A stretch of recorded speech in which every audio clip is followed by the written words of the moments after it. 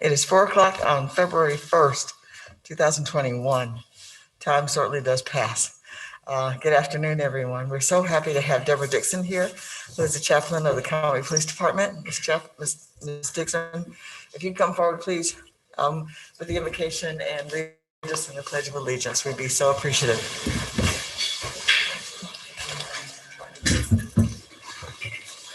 Let me say, I'm thrilled to be here. We've had a heck of a year. Can we say that? All right. We made it through 2020. That's right. We made it through the riots that we didn't have because we're a great town. We've made it through a presidential election, a little minor party at Capitol building that was unplanned. And you know, it makes me so thankful to be in Conway. Amen. Because whatever problems we have, we work them out. And I want to thank y'all because I know that is large in part to what you guys do and how well you work together to protect people like me, to protect our citizens, and to do what's right with us. And I appreciate that. Thank you. Thank you. So let's pray. Father, your word tells us that we are to pray for those in authority over us. So this afternoon, Lord, I'd like to do just that. I'd like to pray for the mayor and the city council. Father, for the city employees, all those that serve in this community and serve this community. So, Father, these leaders that stand in this room today, prepared to have a meeting, to prepare to hear the public, I thank you for them. I thank you for their heart to serve. I thank you for the heart to just be ready to hear what people have to say. Don't have to agree, but I thank you, Father, that we can find common ground to move Conway to the place you would like it to be. I ask you continue to bless their health, keep them safe, keep us all safe, Father. And I thank you that they will continue to serve us and serve you in the process. I bless the city, and I thank you for it. In the name of Jesus, amen. Amen. Pledge allegiance to the flag of the United States of America and to the republic for which it stands, one nation, under God, indivisible, with liberty and justice for all. Ms. Dixon, thank you so much.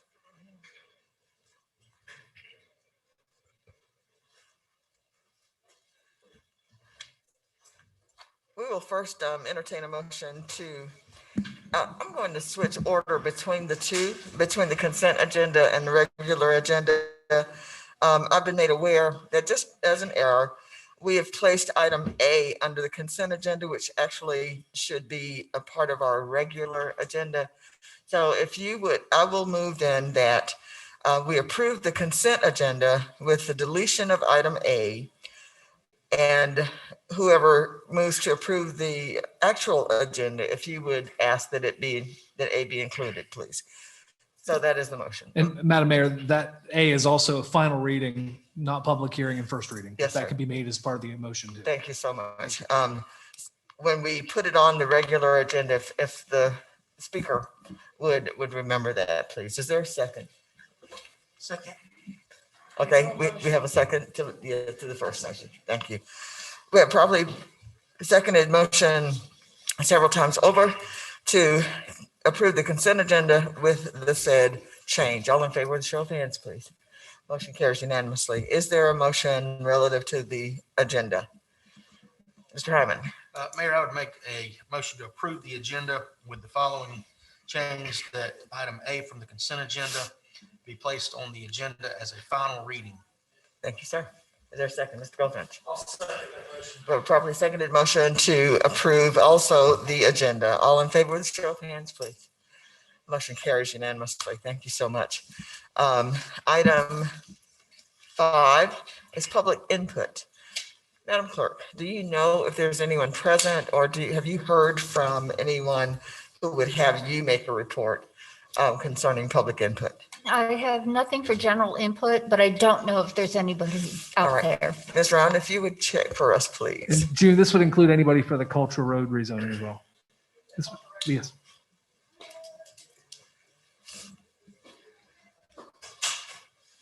Madam Mayor, I added the moved item to item 8D. Thank you so much. 8D. Thank you very much.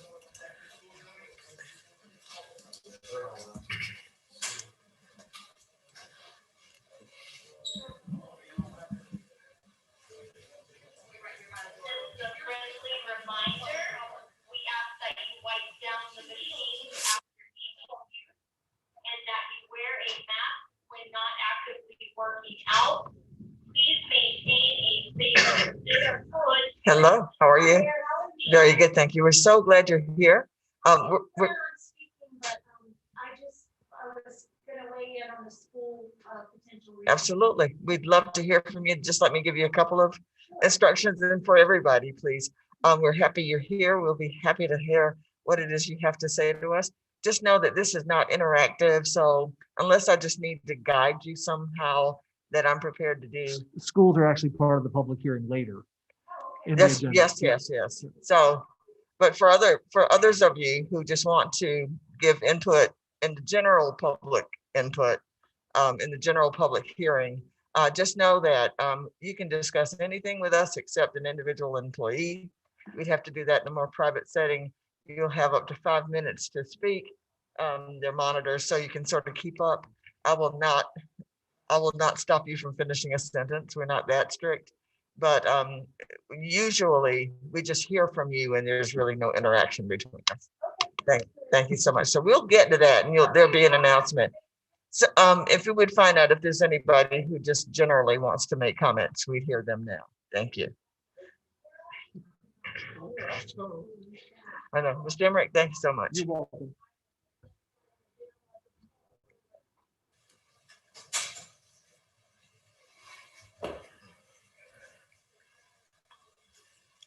We've got a little crowd outside. I'm sure.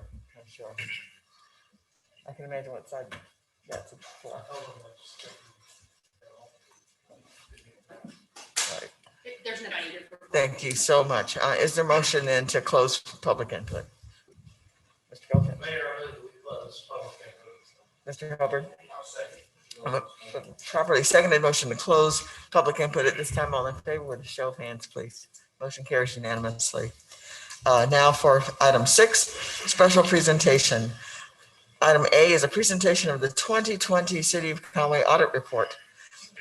Nathan Skipper with Smith, Sapp, Bookout, and Callahan.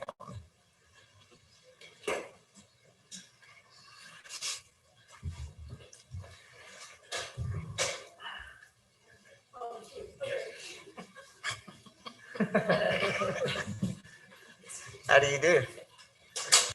How is everybody? Really good, thank you. So glad you're here. Thank you guys. How is it? Well, I'd like to start off by, I'm pleased to report to you today that we've issued a clean opinion on the city's financial statements for 2020. A clean opinion means that the amounts and disclosures contained in the statements are fairly presented in all material respects.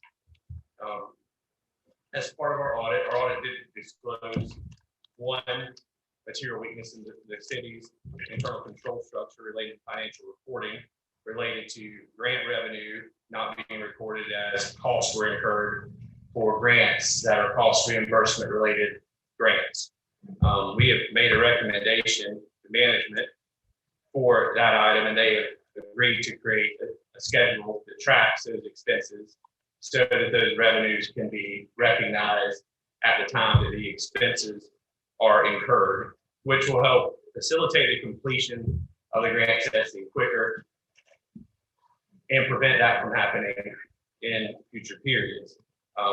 As a result, we did restate prior period financials for reimbursable grant revenues and receivables by approximately $2.1 million at June 30th, 2020.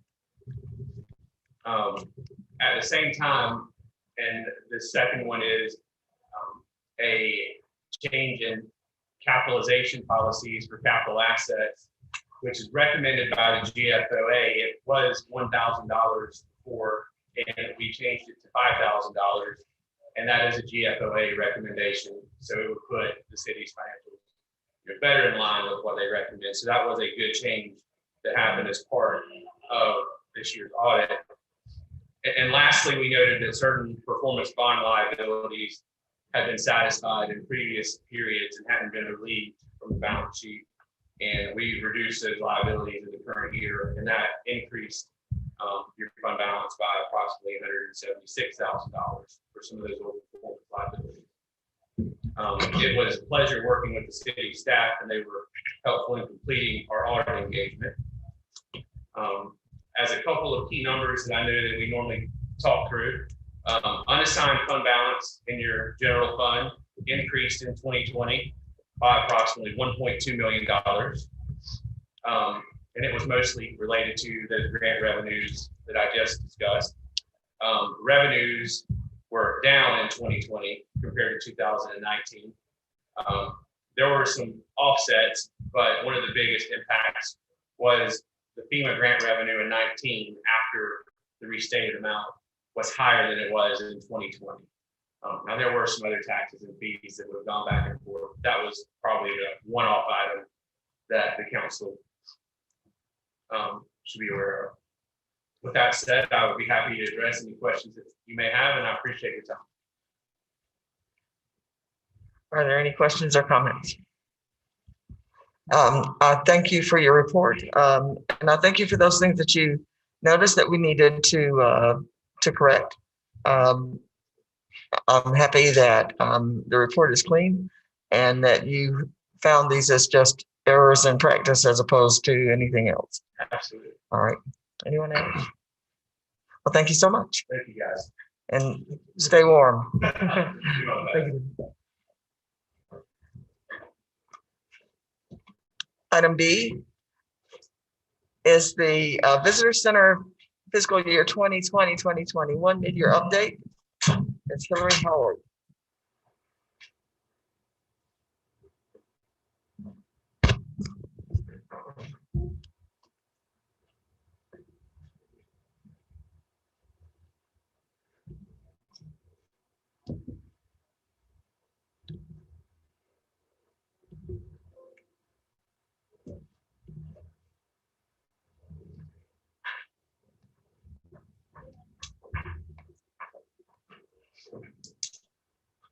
Afternoon. Oh, hello, hello. So happy to see all of you. All right, good afternoon. I have some of my board members with me today from Conway Downtown Live, and also we have a special guest joining us from our hometown university. But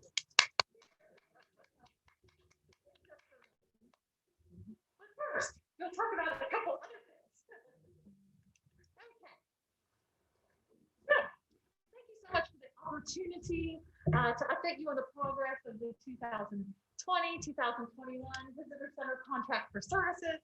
The past 11 months have been challenging to say the least, but I'm really happy with the services that the Conway Visitor Center was able to provide on behalf of the city of Conway during these very different times. We have a new little mantra at Conway Downtown Live: different doesn't necessarily mean bad. So during COVID-19, we have continued to utilize our electronic registration system at the Visitor Center that records the state or country of origin of the visitor, the reason for visit, the reason for the place of lodging, length of stay, and the number and part of the party. During the shutdown, we created visitor and new resident packets that were attached to the front door of the Visitor Center daily so folks could help themselves with that information. So in 2020, visitors came to Conway from 44 states. We just saw a few from Canada. Usually that number is pretty high, but obviously due to the restrictions, we had just a couple of visitors from Canada and no overseas visitors this past year. So in 2020, the Visitor Center welcomed 4,617. That's an average of 15 guests an operating day. And if we want to compare that to the year before, we were about a 21 a day average. So still pretty happy given the circumstances with those numbers. We do have part-time staff members and volunteer ambassadors that staff the Visitor Center. And really, you know, the one problem we have with those folks is once people meet them, everyone wants to live in Conway. So, you know, they're a great crew. At the Visitor Center staff represents the city of Conway at off-site events, such as events at CCU, health fairs, newcomer events, and we got in just a few of those before the shutdown. One such event was the Myrtle Beach Boat Show at the Convention Center, and we also partner with the CCU Human Resources Department to present monthly at their new employee orientation program. So we look forward to getting back in front of the community at those various events. We do provide tours for schools, churches, civic groups, coach tours, and individuals. And this is something we have continued during COVID-19. Obviously, our tours are outside. We can social distance. We can do those in small groups. So we've been continuing with the tours and plan to do so as we continue through 2021. We do have a RAT card that is produced and distributed to 180 locations across the Grand Strand. That's Georgetown to Sunset Beach, and it directs visitors to downtown Conway to our center. Also at the visitor center, we have the Discover Conway parking tags. This tag sort of waives the 2-hour parking in the downtown zone. It makes our visitors very comfortable with parking in that designated 2-hour section. A Riverwalk map is on display and distributed at the visitor center, and many guests have asked about Waccamaw River Park, so we make maps of that available as well. The Visitor Center Downtown Marketing Campaign. We have high season local visitor ads that are designed and placed in Visit Magazine. That magazine has a circulation of 1.5 million issues across 12 editions annually. That goes to more than 350 hotels, campgrounds, and retail establishments. They also have over 27,000 digital readers. Oopsie, gotta go back. We have an On the Beach ad that's placed each year. We love to use On the Beach because that magazine goes to 30,000 hotel rooms and they distribute 200,000 copies. Unfortunately, at the very last minute, On the Beach decided not to publish this year because the tourism industry they thought was not going to be at its peak along the beach. So we had to sort of shift our advertising allotment last minute. So we decided to shift to NPR, National Public Radio. We could not be more thrilled with the results. NPR listeners are 52% more likely to travel. 30% of them note interest in arts, culture, and history. So we purchased high summer season ads, supporting ads, and the response was just excellent. And we really feel like we targeted a new demographic of Grand Strand tourists. So that's something we definitely want to do in the future, is utilizing those NPR sponsorship ads. We do have a downtown commercial that is produced with airing schedules on HTC and Spectrum Cable. We utilize Beach TV for 144 spots per month. Your average traveler watches 4 hours of TV a day. I don't know why they're traveling if they're watching 4 hours of TV a day.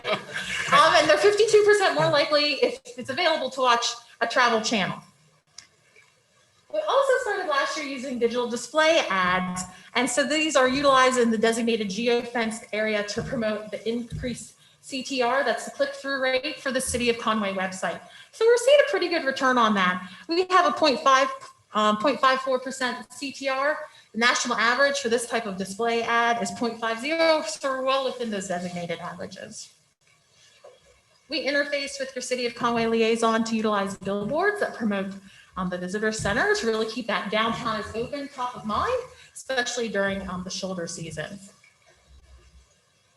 We also maintain the social media platform for the visitor center on Facebook. Fun fact, Friday is the most popular style of posting, where we share historic information with our followers.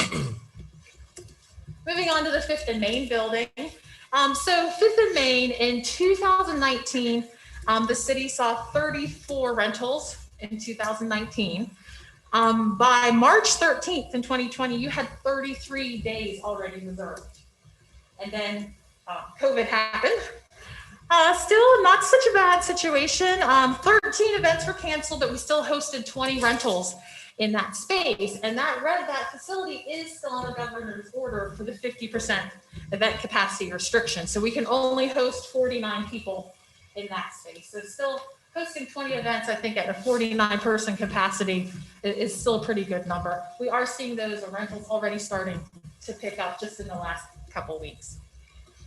And we do maintain a social media page on Facebook for 5th and Main, has facility photos, amenity photos. It's really a great way for interested parties to share information about the facility for the co-hosts, and it provides ease of communication with the facility manager. Now, before we move on to specific questions regarding the Visitor Center contract for services, I just want to share a little bit about what Conway Downtown Alive has been up to during the pandemic. I want to thank this council and the city staff for your support of all of our activities and happening. It's been challenging, but we've really maintained interest in downtown throughout all of this.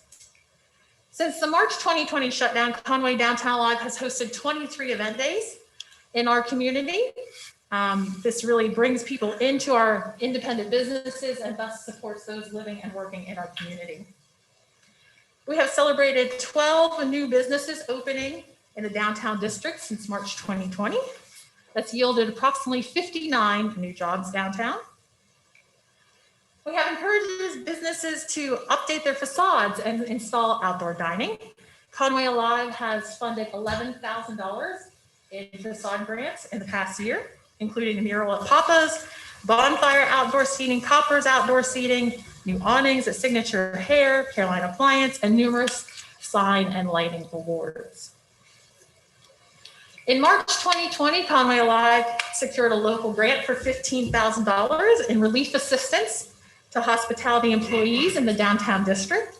Conway Live administered this program, and every single dollar went back to our independent employees. And this was used as they waited for their unemployment to kick in at the end of March and beginning of April. And you'll see we got quite a few thank you notes, and you'll see a few quotes there. I'm so thankful you had this fund. Thank you for giving back. Conway strong. So we are honored to be able to provide those services to those employees during their time of need. When the heavily attended Christmas tree lighting had to be switched to virtual due to the expected crowd size, Conway Live stepped up to host an evening of events on the traditional tree lighting night, including Snowfall Park, visits with Santa, carriage rides, band on 3rd Avenue. And we were inspired to try new things after the success of those nights. So subsequent Thursday nights included things like visits with Curtis the Conway Christmas Camel. Curtis is a hit. I think he will be back. Are you saying camel? Camel. Curtis the Conway Christmas Camel. As you can see, Curtis is he's got quite the personality, so he will be back. And we also hosted a classic car cruise in on one of those Thursday nights as well. Now, most recently, our Economic Vitality Committee worked to bring a temporary ice rink to downtown during a traditionally slow retail climate.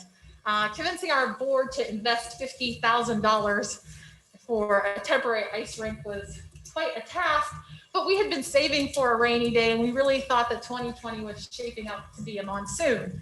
So the committee worked hard to drive traffic into business with a coupon program that encouraged guests to visit downtown twice. Once they had to go shopping to pick up the coupon, and then they had to come back to use it at the ice skating rink.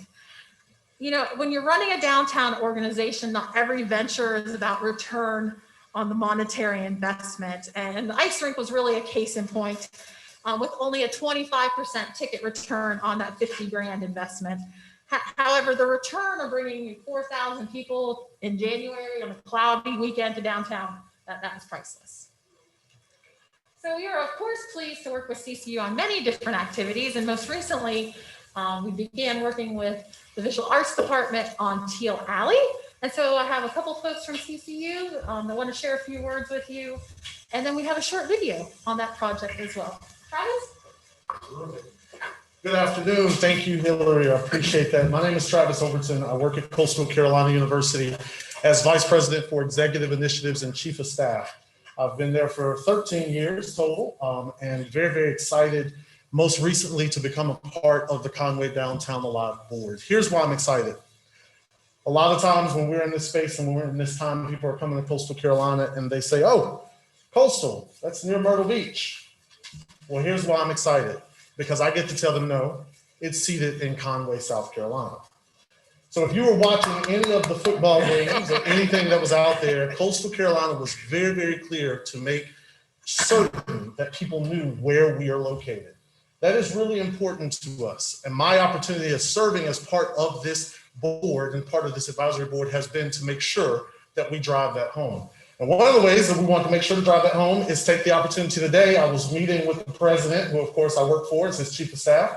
And I mentioned to him I was going to go to city council today. And he said, okay, I'm going. So as a result, it is truly my honor to Introduce to you the new president of Coastal Carolina, President.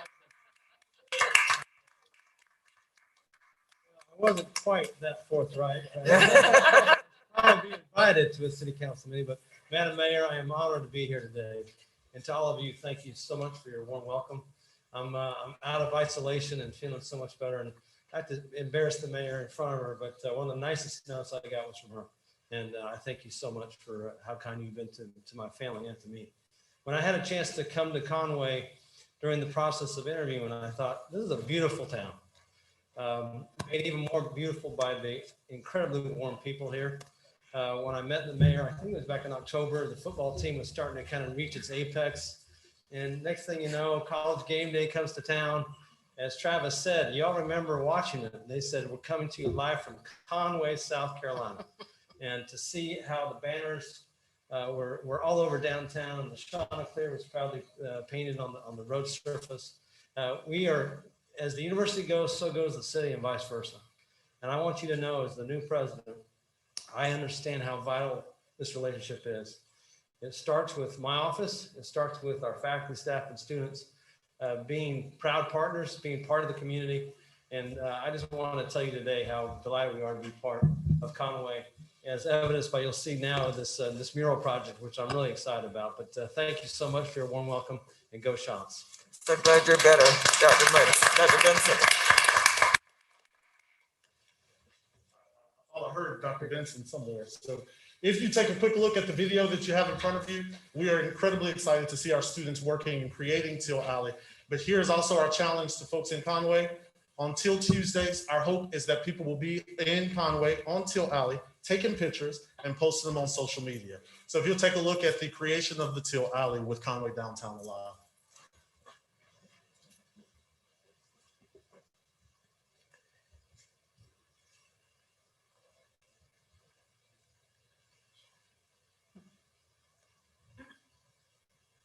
Is your computer muted? They told me I might have to sing. Jeff, get that computer fixed.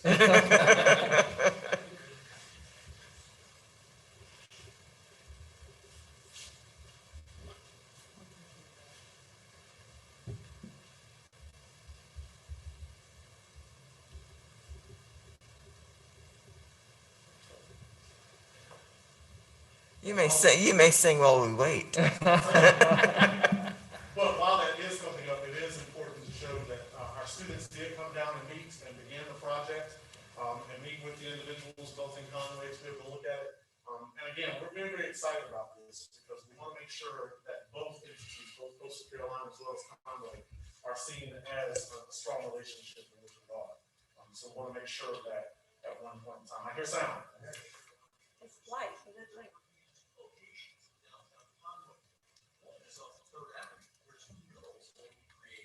We've got 11 students interning and helping us with the implementation and creation of this piece. We've been working on a really exciting design. The concept was Teal Alley. Even though we're a small space here, it's going to be very colorful, very energetic.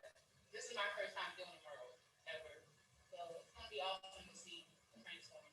Several blocks away, physical theater majors are hard at work. The hope is that some of the skills that they learn will be tools that they have in their toolbox for the rest of their career. This is already some of the most intense training that I've got to have as an actor. Just really getting to our instruments and how we use them and how different movements make us feel. The relationship between Conway and Coastal is tight. We are in Conway city limits, and Mayor Dunn, she has a real affinity to the place. And we have an affinity to customer, and that relationship is really key. That is certainly apparent in the mural project. Department of Visual Arts was approached in the fall by Conway Downtown Alive to do a mural project. For the past decade, we have been really looking for an opportunity to bring a piece of coastal to our downtown. And when this project came up with Teal Alley and the interest of the art department at Coastal Carolina University, it just seemed like the perfect match. The city of Conway and the university have a long history together, and now to see the students come down to share their excitement to put their art on downtown, that's a huge step in building that relationship. Students are all in. I think it's a super good idea because no matter what, like people are going to be walking this is a great chance for Conway to introduce Coastal, something that they have. Public art such as what will be created here will be a draw. To get students to know the vibrancy that is downtown. I think something like this really will help with that. I've always seen Conway as this cute little town, so I don't know, I just think it's adorable. The theater program is looking for space away from campus. This space that we're in right now is the tobacco warehouse. The city of Conway has generously offered us to work in this space. The students should have been in Italy. Because of COVID, that was canceled. So this is kind of our makeshift Italy training. Kind of feels like its own little world, and I think it's been really good to kind of separate ourselves from the university and really focus on our This town is just so beautiful, and it's nice to be somewhere local right after class. We can head down to like Groucho's Deli and grab a sandwich or something. With the theater class and the creation of the mural, you can actually see the connection between Conway and Coastal growing stronger. I'm excited and we haven't even put one paintbrush to the wall yet. We're gonna have a great time. It's gonna be really a lot of fun to do.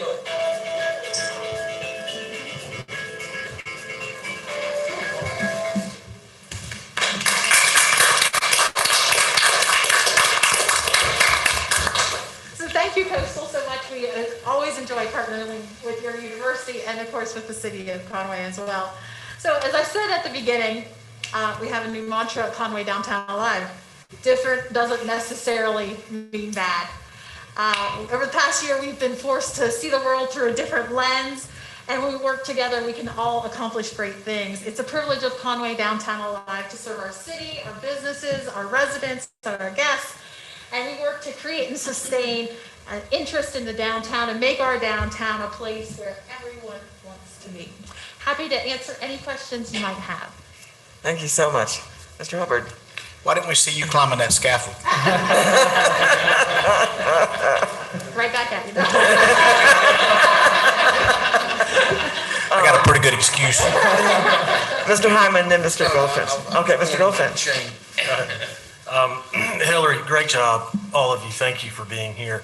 I remember at that board meeting that morning when you introduced the concept of the skating rink, I was, if you'll recall, a bit skeptical and thinking, what has she thought of now?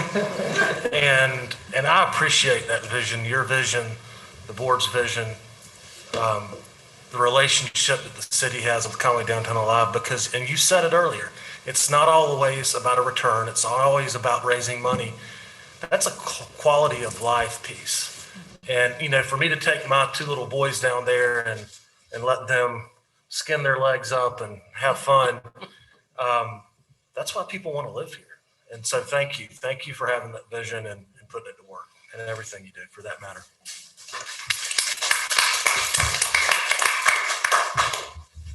Anyone else? Ms. Timms? I think this is a great project downtown, and I think it's going to bring a lot of life to that alleyway, and I also think it's going to bring a lot of reaction between the two.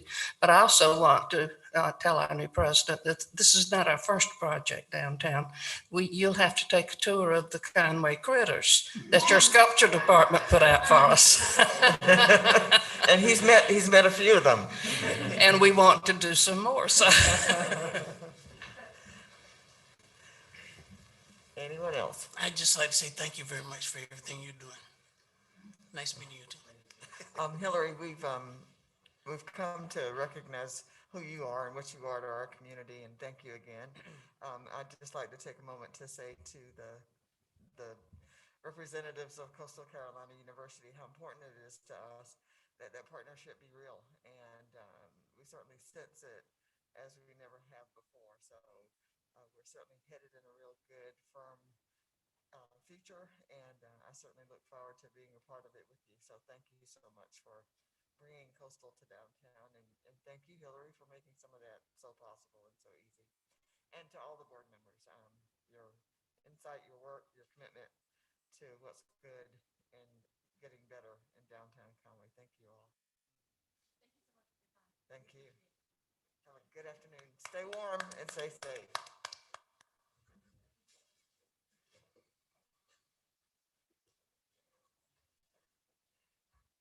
So Adam, as much as we've talked about those two ventures, it takes on a new positioning when you see some of it. Thank you for all you've done to make that happen. There as is well. paint on the wall now too, by the way. Oh, wow, really?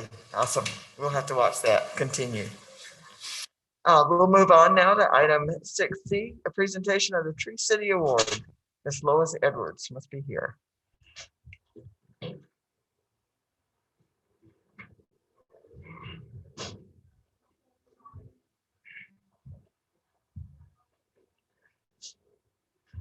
Hello, Lois. Well, hello, how are you? We're so glad to have you too. I am really happy to be here. I know that's a busy meeting, but today, I'm glad to be here in person because usually I come and I present Tree City USA every year, which last year was the 35th year, and the city of Conway has been a long time Tree City. But this year is even more special than usual. And I mean, for a lot of reasons, but Tree City this year or last year is a really big deal because not only did you get the Tree City USA Award, you got a growth award for the year. And this is a really big deal because that's what you do, you get a special shout out because you've gone over and above what most tree cities do. And so I came in person to tell you that and thank you for your leadership of what you did. As most of y'all know, be a tree city takes 4 things. You gotta have a staff or a tree board. You have to have a tree ordinance. You pay $2 per capita or spend $2 per capita, and you have an Arbor Day celebration, and the mayor signs a proclamation. Well, in 2019, you did all that, but then you did even more. And that's when Conway was coming, off our the really bad flood. Anyway, what happened was when Wanda Lilly, with a lot of help from city council and planning staff and your whole city of Conway staff, but anyway, Wanda's kind of spearheaded this program to partner with the Arbor Day Foundation and their community tree recovery campaign. And what they did is they partnered with different companies and gave a grant to the city of Conway. It was a little over $35,000 to plant trees to recover from our flood. So during your Conway Strong Festival on October 5th, the city of Conway first planted some weeping willows out in the Crabtree Swamp area to help with the flooding and erosion on the banks. And then on October 5th, we gave out almost 1,000 trees to the citizens of Conway for them to plant to help with the flooding and stormwater issues. So that took a heck of a lot of planning, and Wanda picked out great species of trees to plant, some to help with wildlife, some to help with beautification, all to help with stormwater. It was a great way to get more trees in the ground, and I really think that your staff should be commended for doing that. Not only did they get trees in the ground, but you added to the educational of how beneficial trees are to our city for that event. So people in Conway learned that trees were, how good trees were. So the Growth Award is given to a town or a community that goes over and above and demonstrates a higher level of tree care and community engagement during that calendar year. And so City of Conway did that in 2019. And the Growth Award really recognizes this major milestone and how you build sustainable community forestry program. So as a city council, I commend you for your leadership. I also really commend the staff of the city of Conway, and especially Wanda for applying for this grant. It takes a lot, and then she actually followed up using iTree to say how much benefit these trees were going to give the community, and it took a lot of funds to do that project, but it was well worth it. And so working together, you all really did a good job. And supposedly, I hope that the city will let the citizens know that you have this award. Wanda's applied for some more signage and stickers and things like that, so that we'll put up on the signs. And anyway, I didn't have anything from the Arbor Day Foundation today, but I put a little packet of stuff from the South Carolina Forestry Commission for you. Just a little few Smoky Bear things, and there's some there's one little thing in there, the luggage tag and that kind of thing, because we appreciate your partnership with us. And we've had a long relationship with the city of Conway, and we do appreciate the partnership. And so I hope that especially during this time of pandemic, people are using your city parks, they're walking your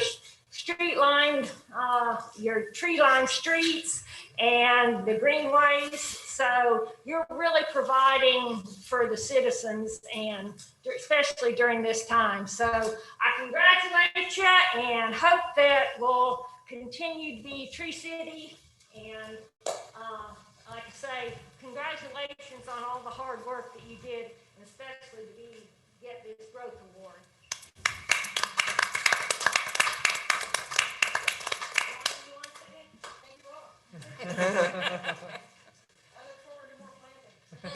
Thank you both. I'd like to congratulate Wanda and Adam and everybody else who was involved.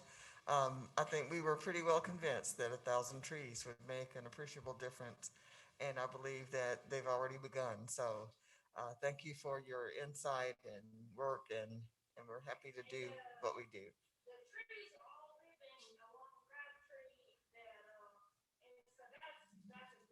Yes. Yes. Indeed. Thank you. Wanda, we'll see you soon. Lois, travel safely.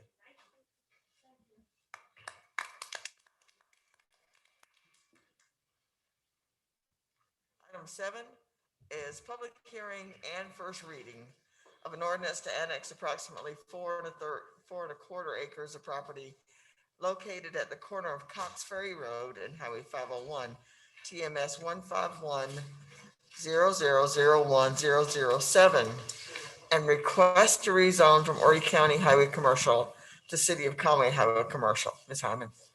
Just doesn't seem fair for me to have to follow everybody that just gave us a reading, but I'll give it a shot. Yeah, that must be tough. This first request, it came before you for workshop and discussion at the last meeting. And we have the applicants here as well that can answer any questions after I present it. But they are intending to develop 7-Eleven at this location. It's zoned highway commercial in the county now, so this is just annexing it under highway commercial for the city, so it would fall under our review and our guidelines. But I'm happy to answer any questions you have for me, and like I said, the applicants are here as well. Thank you so much. It is a public hearing as well, Mayor. So we'll first have the public hearing. Is there anyone present who is, except for the owner? Well, let me just start with this. Madam Clerk, has anybody communicated with you any information that is to be given to us tonight for public input? Not on this one. Okay, thank you. And Ms. Ryan, is there no one outside who is here to speak on this issue? Just the applicant? Okay, thank you so much. If you, it looks like you're prepared to say something if you'd like to. Okay, all right, very good. Thank you so much. Mr. Goldfinch, then Mr. Hyman. Mayor, I move we close All right. Is there a second? Second. We're probably seconded motion to close the public hearing at this time. All in favor with a show of hands. And the motion carries unanimously. Mr. Hubbard, I move to approve annexation. Mr. Hyman, Second. we have a properly seconded motion to approve first reading of this annexation request. Is there any discussion or questions? I'm sorry? Mr. Hyman, are there any questions or is there discussion? There seems to be none. In that case, all in favor of approving first reading, please show your hand at this time.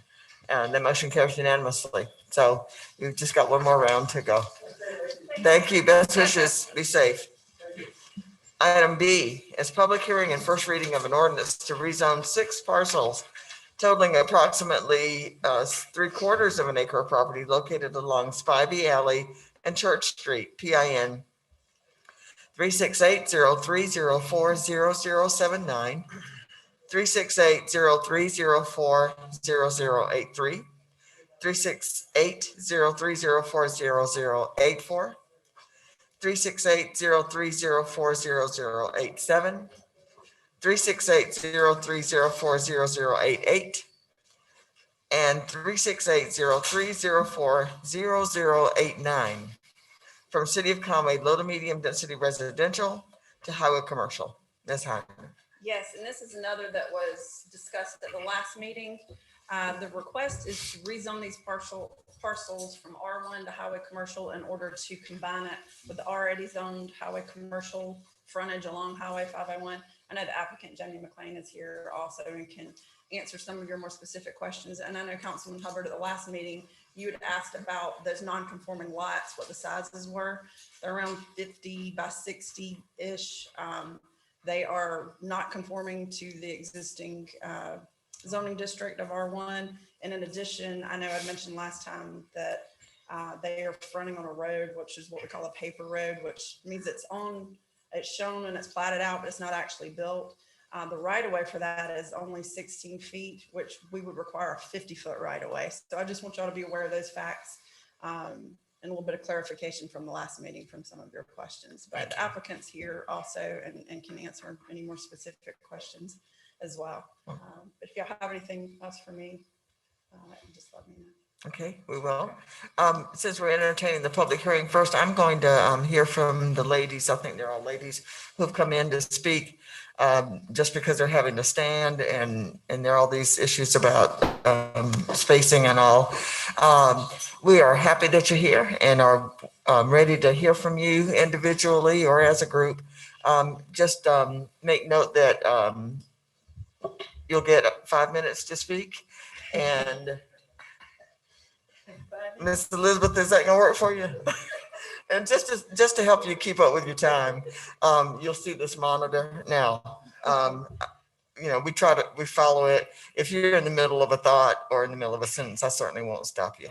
So if you would begin with your full name and your address, please. Elizabeth Rainbow, 409 Church Street. And I'm definitely opposed against this because this is a residential neighborhood. And we want it to remain that way because we go through a lot living in that neighborhood with that 501 bypass. And we don't need anything else to come in that neighborhood. There's so much traffic. Like I live on Church Street. So that wasn't built for, we've grown in the area, but that wasn't built for all the traffic that's coming through there now. It's too much. It's just too much. And like I said, we have to deal with the 501 bypass with all that traffic and with the emergency and the bike rallies. We just go through a lot. So no, we don't need anything else in that neighborhood. That's our residential neighborhood. Just because there's a space available, that don't mean that you come and take the space for profit. What about us in the neighborhood that have to deal with everything? Plus, okay, something built there and somebody is breaking into this establishment. What neighborhood are they running through? Our neighborhood. I'm at my garbage can and all of a sudden a gun is at my head because they're trying to hide from breaking into that establishment. We don't need anything else in that neighborhood. Not only that, as you can see, we're coming of age now. So we can't just move. We can't take a 20, 30-year mortgage. You know, we shouldn't have to. My parents bought that home in the 50s. We've been paying taxes since the 50s. Okay, so no, we don't need anything else to come in that neighborhood. That's all I have to say. Thank you. 3 minutes, 7 seconds. Thank you so much, Ms. Rainbow. Whoever wants to come next. How you doing, Miss Bell? If you give us your full name and I'm your Russell address. Manigo, and I live at 1714 Spivey Avenue. And what I really want to know, what effect is this gonna have on my property? Do I have to, what, you say you bringing commercial something on Church Street? And I'm on Spivey. I want to know what kind of effect this gonna have on me. I know if you gonna do everything commercial, the traffic will change down my road and everything, but this is what I really just want to know. What effect do I have? Do I have to move or what, you know? Yes, Whatever. ma'am. Well, nothing we'll ever do would require that you move out of your residence. And I think the question before the council is, if properties that are empty now that sit near where you are becomes commercial, highway commercial, there's a large list of things that could be. How it would, I mean, that is the question before us. How would it affect people who live right there? So, yes, ma'am, I understand. And I think that's just a really big question. I sure don't have answers for that. But thank you for being here. And how do you do, ma'am? So good to see you. Greetings, council members. How is everyone? Denise. My name is Denise Armour Brown, and I reside at 509 Alston Street in Conway, in the beautiful city of Conway. In addition to what Ms. Rainbow stated, I would like for you all to consider the increased traffic that would come into the area. That would also pose a danger to the children that play in that area. Consider the decreased quality of life for the residents due to the increase of traffic.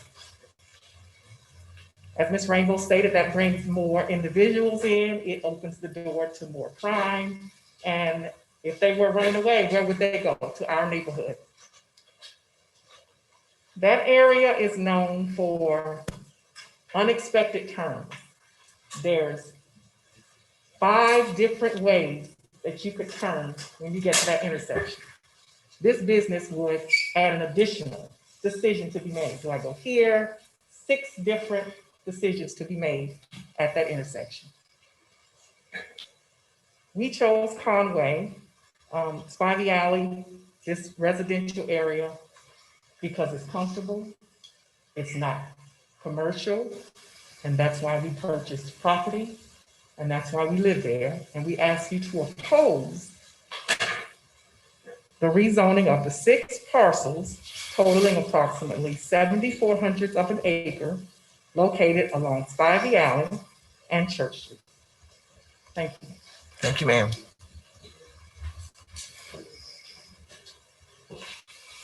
And whoever would like to be next. Okay. Okay, so neither, but you agree with what you've heard generally, is that? Okay, all right. Thank you so much for being here. We are going to be taking a vote on first reading tonight. Anything as big that proposes as big a change as this has 2 readings. So the first reading will be done in just a little bit. You may want to stick around to hear what the result is. All right, thank you so much. And Ms. Brown, are we certain that this is everybody who's here in person? Madam Clerk, has anyone been in touch with you about communicating any information for this public hearing? Yes, and Edna Hickman Talley called. She owns 403 Church Street, and she was opposed because she's afraid commercial is going to come up to her end of the street. Okay. That was it. All right, thank you, ma'am. Is there a motion then to close the public hearing? Mr. Justin. Mayor, I move we close public hearing. Thank you, sir. Mr. Wright. Second. We have a properly seconded motion to close the public hearing at this time. All in favor with show of hands? And motion carries unanimously. We'll be glad to hear from Mr. McLean. How are you? Well, how about you? Good, Jamie thank you. McLean, applicant. I know this, and the ladies there, and I know everybody's asking what we intend to do with it, and we really don't have an intent. This all came about from us just trying to, there's, I think, 9 properties there that we own, and we're just trying to take 9 tax notices and turn them into 1, because they're just, when we bought the properties, they were just all scattered through there. And when we had the survey done, which took some doing because of the DOT right away and everything there, we turned it into the city, and they told us that we could not combine it because they were split zoned. I see. So we don't have any real plans for it. That was what really brought this whole thing on. Okay. But you understand that we have to consider what could be once when a zoning application comes before us. Yes, ma'am. And like Mary Catherine said, the right of way that services the back lots is 16 feet wide. The lots are only 60 foot deep, 50 foot wide. There's nothing that we could build on them. And once again, we're asking to rezone it, but half of the land is already zoned highway commercial, the lots that we own there. So we have 3 that make up almost 8/10 of an acre that are already highway commercial. So all we're asking for is basically a 50-foot strip of the other lots that are adjacent to it. So, and I know Ms. Timms, I heard you at the last meeting, we were talking about R1 backing up to the highway commercial.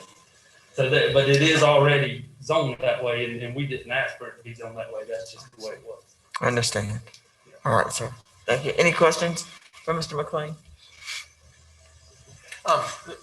One question, Jamie, you said you couldn't build anything on that R1 with the setbacks. I mean, looking at it, and I drove by there, it looks like it would be an impossibility to build anything R1. It was on the, and I don't know if you can see it, but on the lots that are on the paper road, they're on the 60-foot deep, 16-foot right of way. So we'd have to give 34 more feet of right of way of a 60-foot lot. Which, and wouldn't that be taken right away out of the people behind it too? Yeah, and we would have to, if we even tried to do anything, we would have to get. So if we, on the corner. I guess what I mean is if we leave it as R1 and you were to put a road back there, the people back there would lose portions of their backyard. Yeah. I mean. Yeah. And so it's just not feasible to do anything there. And like I say, we're not trying to just, it had a billboard there, and I don't know if y'all remember this or not. We asked the billboard company to remove, either dress up the billboard to make it more presentable or to remove it. And they removed it, and they couldn't believe that we asked them to remove it, but we did just because we thought it was an eyesore in the city of Conway. And if you notice that every time they do construction, that's the laydown yard for it. And we've cleaned it up a lot from 2016, from when we originally had it there. Yes. Ms. Timmons? One of the things that gives me a little grief is that when we get a request, and I understand the split zoning part, and I don't know exactly how I feel about that, but when we get a request to change to a zoning and the person doesn't know exactly what they want to do with it, it makes it really difficult for us to decide if it's an appropriate thing or not, just because it's covered in the list of things that it could be. I might not like it in that particular spot, and it's not just me, but I'm just saying, I feel like, is there any particular need for you to get this rezoned other than putting it under one tax number at this particular time? At this particular time, no. I mean, but that is why we were trying to do it, just to make it easier on us for our accounting purposes. How many of the lots are highway commercial? 3, is that what you said? 3 of them. 3 of the 6, 3 of the 9 are highway commercial. They're larger. They're the bigger lots. They're the bigger lots. lots. That's right. And the small ones are 1, the 6 small ones. And are the larger lots, pardon me, may I just I'm ask just a not question? quite sure I'm comfortable with throwing the door wide open until we know what you want to do with it. Sure. I understand. And like I say, this wouldn't, I had no idea that we were gonna get this, this much, feedback on it, So, you never know. I mean, that's why you have this, and I understand y'all have to talk. Yeah, that's right. I was just gonna ask, the positioning of the lots, are those that are already highway commercial on Church Street? They Are are. they fronting Church Street? They are. Mr. Goldfinch? Hey, Jamie, that sort of ties into my question about most of the concerns I heard was traffic and coming in back through that neighborhood. But if you ended up, if we did annex those lots in and they connected to the ones, wouldn't you ingress, egress right off of Church Street? That's right, yeah. I mean, you wouldn't have a need to go back there on Austin or Apple Lane, or even, what's the other road? Spivey. Yes, that's exactly right. Anything that I would think that we would do commercial wise would come straight off of. And you wouldn't be able to get back on the 501, so the traffic would have to go toward 701, because I think that's a one-way street there. It is. Mr. Hubbard? Mary Catherine, did you have the dimensions of what's already zoned highway commercial? I don't right off, but I can give them to you in just a second. If you bear with me. Of the whole piece, it's 3 pieces. Yeah, that I'd I just can like to give know you. Sure. If The if you just width, remove those lines, what the dimensions would be. remove the Highway already, commercial line. the highway, it's about 100 feet deep. And 320-ish wide. So if somebody wanted to build an allowance, let's say something that's a liquor store, they could already build it there. A small one, a small skinny one. Okay. If it meets the state requirements for distances. Right, the churches and things. Right. Mr. Hyman? Yeah, my biggest issue is that we're gonna have to address this at some point, because we've zoned the lots that you purchased to the point where you can't do anything with them. I mean, and that in itself is a taking. And so whether we do something today or some other time, we're gonna have to address this. Because and I kind of look at it as the last annexation it was just before us for a gas station was 4.2 acres. Is that right? Right.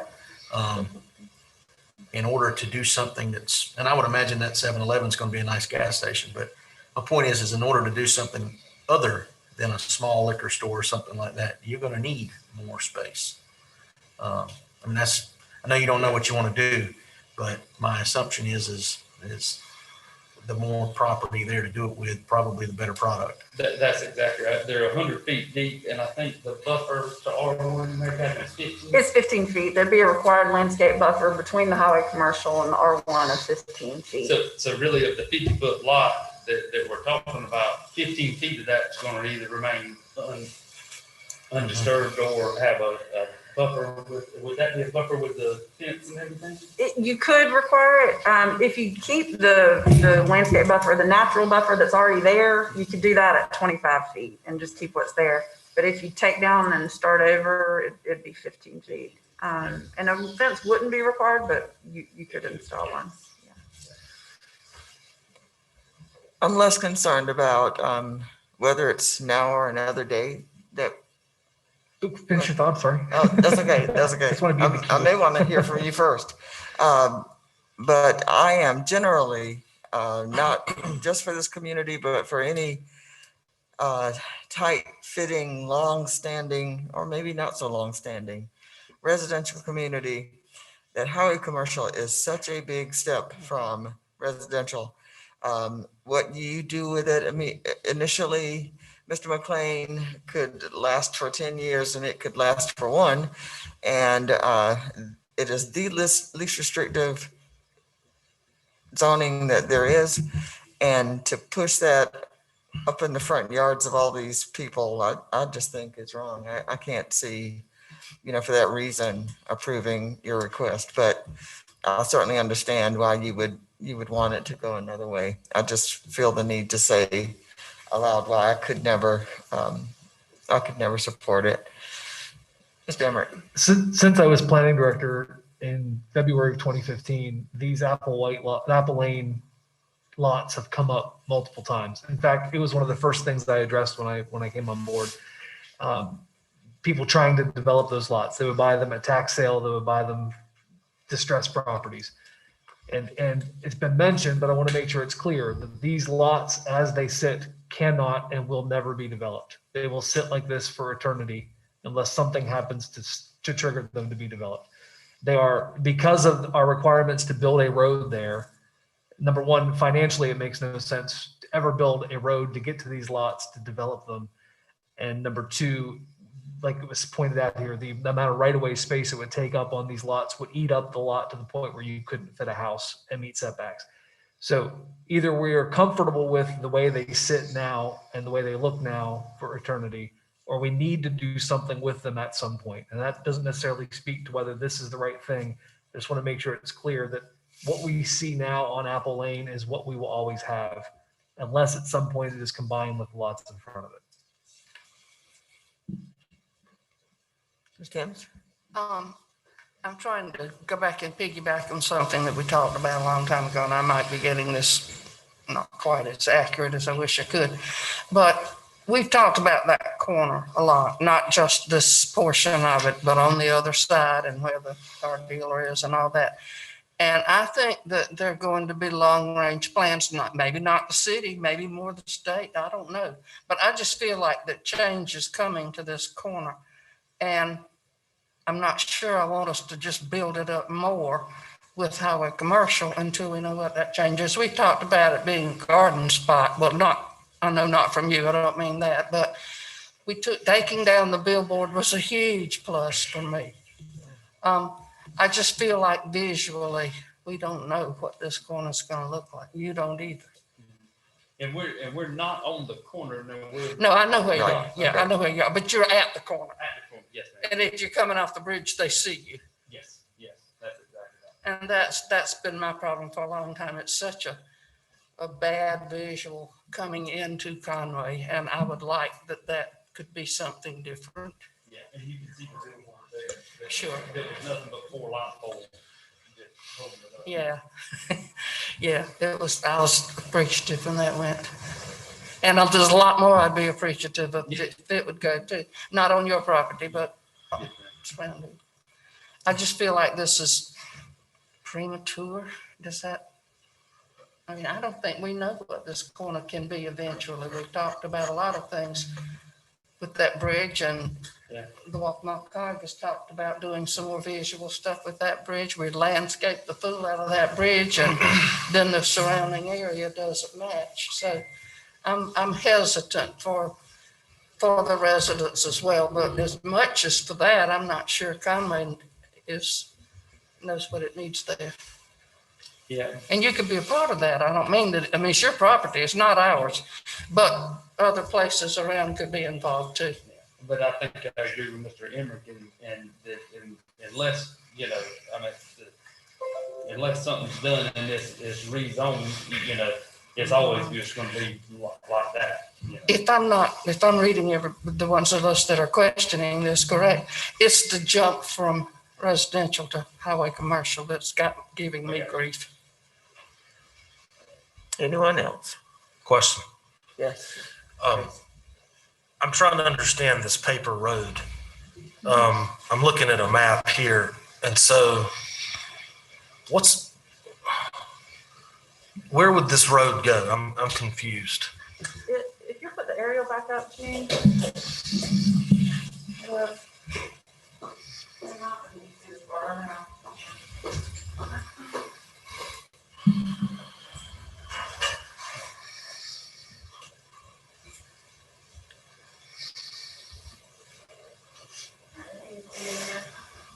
See, this is the Apple Lane. Right. Which is paved to a point. Yep. Then on the map, if you look on GIS right here. Right. There's no more road. Yeah, it's shown as a platted right of way here, backing up these lots, but it's not actually there. So, So we call it a paper record. It's on paper, but. right. So if the lots that he wants to rezone, So how would, okay. So if he said, hey, I've got a right, we're trying to articulate my question here. If he wanted to get to those first three lots, yep, right now, how would he do that? If you mean it's state residential, Uh-huh. you have to build a road up to city standards. And we require a 50-foot right of way. That right of way is only 16. So that would eat into the person. It normally, would be a little three size. That would have to be worked out between those property owners. But yeah, that would eat up those properties so much. So they're already non-conforming to the R1 zoning district now. They're smaller than what's required. So I'm looking at the tax map now. So just to the left of that first square, point to it, if you will. That's, let's see, James Lee. And the same property James owner Lee, owns- James Lee, James. So, But there's no resident. There's no resident. So you've got empty residential lots and then empty residential lots and then commercial. It just, to me, makes zero sense to have empty residential lots, then empty residential lots, and then commercial. I mean, Yeah, so the commercial, to clarify, I think someone did say that the commercial won't be backing up to those residents that were just in here. Now, there's another set of vacant lots in between. That are the same way as existing their homes paper lots. and the requested, however, commercial. and there would be no road built there because your ingress egress would come off of Church Street. So we still have an issue here. Why would that? No. If he zoned all of those, then you would create, I'm assuming you would add that to the three lots Yes. that are already HC, and you would have one piece of property that would back up to a paper road essentially, That's correct. which in and of itself would be a buffer that could never, Yeah, the 16 foot, yeah. Yeah, so he would have commercial along 501, then a 15-foot ringscape buffer, and then the 16-foot existing paper road. and then and the then, lots. and then vacant lots. Vacant lots, and then the homes. That's good. Mr. Basically, what you see there, pretty much what's cleared is what would be outside kind of buildable. Kind of unwooded.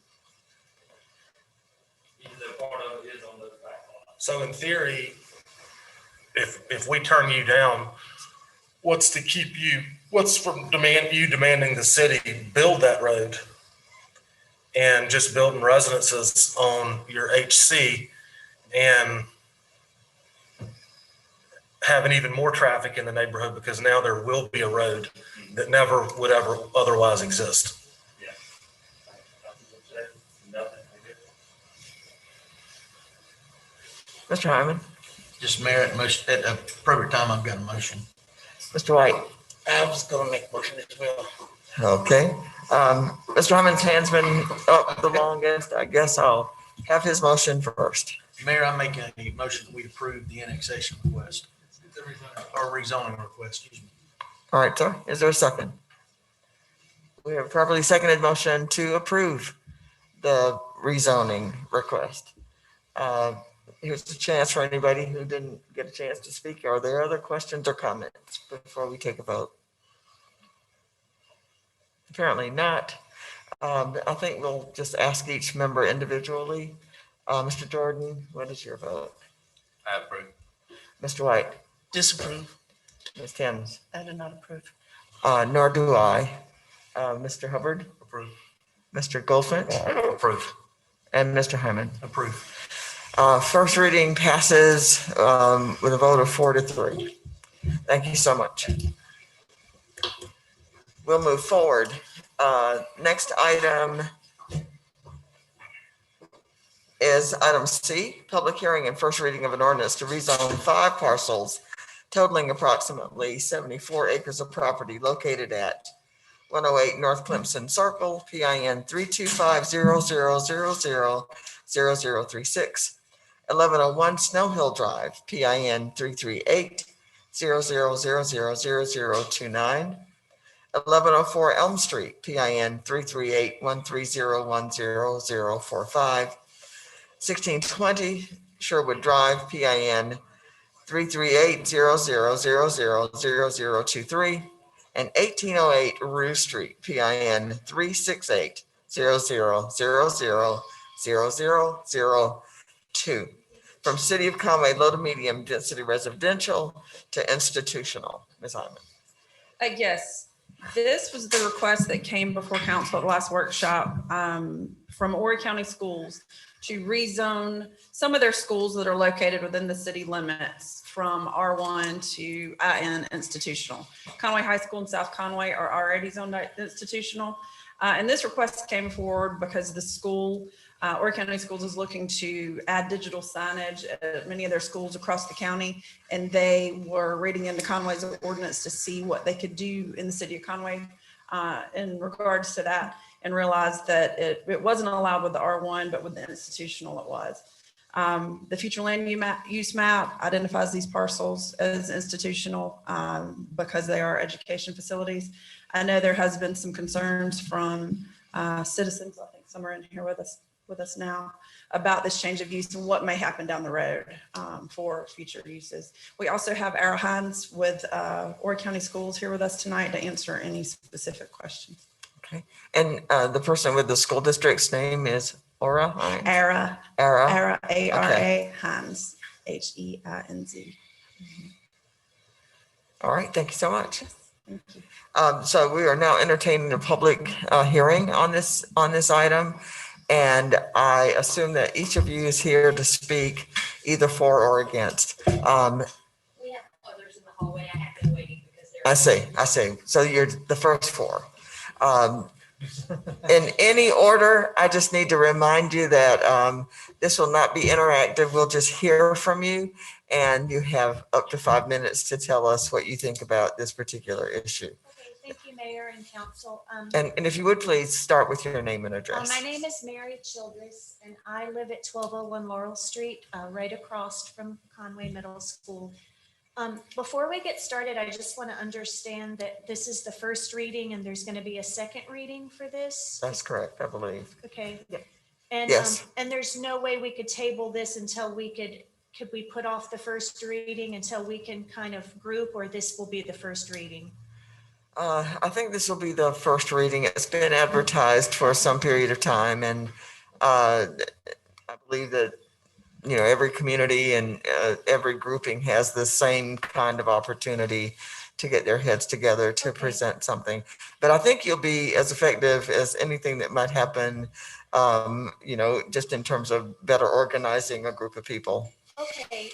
I wasn't planning on formally speaking, so I'll just say that, living right there at the school, I know firsthand what as little as just a minor traffic loop can do for quiet enjoyment and enjoying your home. And I just don't understand that the high school is on a highway 501, and the South Conway is on a highway 701, and we're downtown Conway. And I just don't understand the need to be, it's more a concern of future use, that once this is rezoned, it can be a hospital, it can be a parking deck.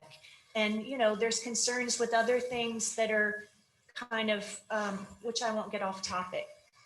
Maybe I'll try not to get off topic, but I think the main concern is just future use. And also, if it's about signs, if the community is okay with signs, what kind of sign? Is it going to be a giant sign like at Conway High School? Because to me, that just throws off the whole feel of downtown Conway. And I worry about property values and, and why not a variance rather than the zoning? Because we couldn't, once the zoning is changed, it can be anything in the future. And then it makes it easier to rezone surrounding properties. So those would be my main concerns. Thank you so much, Ms. Thank you Childress. We appreciate your input. Sir, thank you for coming. If you would first give us your name and address, please. My name is Joe Kynese. I live at 1202 Laurel. Madam Mayor and Council, I appreciate you letting us speak here. I sent an email through when I first heard about it. And the main thing is, destroying the value of the property and the community when you start putting the signage up. You change the lighting and put the lighting at that, the school over there on Laurel Street. Now it's so bright, I got lights shining in my bathroom and lit in dining room right now on Laurel Street, you know, and it's offensive. It's supposed to be a nice, soft, quiet community, worried about what is going to happen in the future. We're, as you know, a lot of us are complaining about future issues with Laurel Street over on 13th and 15th Avenue and those three houses over there, where somebody's trying to destroy the community and make it professional, okay? And we're against it, and we've heard some council members were against it too. But still, when you open the door, you allow other things that could migrate in and hurt Conway, because it's Elm Street and Laurel Street are the two most important streets in Conway, not taking anything away from the other ones, but because of its historic value. You start hurting that, you start hurting the whole community. So we'd love to see you not change the zoning over on Laurel Street. If you want to put some lighting over there, be soft lighting. You don't need a big neon sign in over there, because there's homes around there. Right across the street, there's houses. Miss Mary's house, mine, and all around us, there's all families living there. We don't need that to be a commercial sign. We'd love to see the lighting changed over there, like over there, the new building over there on the professional side. They put these very large LED lights, and they're very bright, and they just light up the whole area. And some of them are actually partially aiming toward Laurel Street. But we haven't said anything yet about it because we're worried about what's going to happen in the future. So we'd love to see you consider not changing the zoning on Elm Street. If you want to put a sign there, put the sign there. But we have enough problem with the busing in the wrong direction. We have enough problem with people telling stories about, oh, you can't put a bus on this side of the parking lot because it's not made for that. When I've been in construction 30 some years, I know how that parking lot was built. So, you know, consider what you're going to be losing if you do this. You know, and I know 12th Avenue School and 12th Avenue will be a similar situation. It's all residential. It's like putting it right in front of your house, Madam Mayor, and I wouldn't want to see that either. So, you know, please consider, you know, the people in the neighborhood and what we have to deal with each and every day over there. And I do thank you for allowing me to say a few words. Yes, Thank you, Madam. Thank you so much for coming, Mr. Carnisa. Whoever's next, please. How do you do, sir? Hey, Brian Childress, 1201 Laurel Street. My wife just spoke to you. Ms. Blaine Bellamy, we appreciate you allowing us to speak tonight on the council meeting. I think I just want to expound on what he said was, you know, we've had problems in the past with that area. We remain kind of hooked to that traffic loop. That's a continual botherance to us, but we've lived with it in good faith that potentially one day we would revisit that issue and hopefully resolve some of that issue. But there again, we're stacking up issues now. You know, we're moving through a known issue and we're going on to another issue. You know, every time I look around Conway, we've lived here for many decades now, and we love the place. But every one of these pictures I see on the back wall that you put out here, I don't see anything about an orange delineator, or I don't see any of these with digital signs in them. I don't see anything with orange cones and police officers blocking roadways 9 months of the year, 5 days a week. But that's the Conway I know, because I live there. You know, I'm settled with it, honestly. It's about the best I can do right now. But I would just hate to see this become a more slippery slope until finally one day I look over there and there is there's a high-rise tenement you know, that they're putting office buildings in. I don't know what the future for Horry County schools are, but I do know Horry County schools seem to follow a different set of rules than a lot of the other businesses in Conway, just because they're a state-level organization. I feel like I'm a little more invested in them than any other businesses in Conway because the lion's share of my tax money goes to them, but I have no say-so most of the time. So I feel like I'm a little bit beaten down by the Horry County schools. I just wanted to kind of give you that and have you just look at it from kind of my point of view. These people are the same way. You know, we need to restrict and create some buffer zones, because as much as we want to increase revenues and as much as we want to increase the abilities of businesses to come and thrive in Conway, it's the citizens. That's the foundation of Conway. Without the citizens, you've got nothing. You've got a big a mall with a parking lot. We all know how malls historically fare. So just take it into consideration that, the human factor in this, we all have to live there.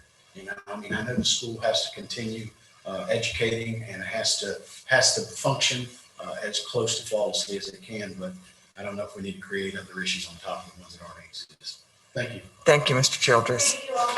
Thank you. And I believe we've had 2 or 3 other people just come in. And if you'd like to speak, sorry, if you would limit your comments to 5 minutes or less, but if you first tell us, please, your name and address. My name is Vernon Wingo, and my property is at 1001 Main Street on the corner of 10th and Main. Some of y'all, if you have small children or if you've had children in the last 20 years, you might know us as that crazy Halloween house. Most people know us that way. There's one row of houses between my house and what used to be Conway High School and is now Conway Middle School. And the last thing our neighborhood needs, as some of these other people have mentioned, is a big brightly lit sign. It's just ridiculous. Besides the fact they want to spend, those signs aren't cheap. $10,000, $15,000 of my tax money, like the other gentleman said, the lion's share of my taxes goes to schools, and I don't even have any children. And I don't think they need to spend that kind of money on a sign to show where Conway Middle School is. Doesn't everybody here know where Conway Middle School is? What do they need a bigger sign for? And I think they have ulterior motives. I don't trust the school district. I don't trust the school board. They pulled several fast ones lately. They gave themselves a big fat raise a couple of years back, which they don't deserve. They put forth this energy positive school business. And then when they got called out on it by the paper, oh no, we never said that. Well, yes, you did. And I think they've got ulterior motives. I think that they may have plans in the future to sell off some of these prime properties right in the middle of Conway, like the 12th Avenue School at Snow Hill and like Conway Middle School. And I don't think this is about neon signs. I also have or electronic signs, animated signs. I also have a little bit of an issue with the city because when I called planning and zoning after I got this notice, they said, oh, well, they just want to change some signage and it's no big deal. They're just bringing things into compliance. They didn't say a thing about electronic signs. I had to find that out by reading the Ori Independent. And I appreciate the Ori Independent bringing it to my attention or I probably wouldn't have been here. And I don't think this issue has been heavily advertised. I've seen one article in the paper about it and I got one letter in the mail. And I'd really appreciate it if y'all would vote this down because we've had, middle school kids are fine. The high school kids were worse. Of course, they had no parking, so they all parked on our street. But I really don't think they need a big electronic sign to show where Conway Middle School is. They have a message board there now that they can use if they want to communicate who the student of the week is or whatever. And I don't think they need the sign. And I don't think the neighbors appreciate what they've done since they've renovated the middle school with the routing of the cars and the buses and all the lighting. I don't think they've done a very good job of that at all. And I don't trust them to put up a big sign that they say they'll only light up in the daytime. Well, if you're only going to use it in the daytime, why does it need to be lit up? Why does it need to be an electronic sign? If you're only going to use it in the daytime, there's nothing in the ordinance that says they can only use it in the daytime. So I don't trust them. And I would appreciate it if y'all would vote this down. Thank you. Thank you, sir. Mr. Ringo, we appreciate it. In whatever order, how do you do? Good afternoon, Bill Taylor. I live at 1501 Laurel Street. Most of you know me. I serve Conway and also the county for a return. I've got a strong objection to changing anything as far as R1 to any kind of, even the one that they're asking for now. The school has done in 40 years I've been there on Laurel Street, anything they wanted to do at any time, would it be an R1? So I don't see what the big difference is now, but they want to put a sign. I think the sign would be gaudy. I don't think it would go well with live oak trees and hanging moths. It'll look like Las Vegas. I think it's a crazy idea and a waste of money. Thank you for hearing me out. Thank you, Mr. Taylor. Good to see you. How do you do? Hi, my name's Angela Springer. I live at 1504 Laurel Street. And unlike many of the people you've heard from today, I have not lived here very long. We bought our house almost exactly a year ago on Laurel Street.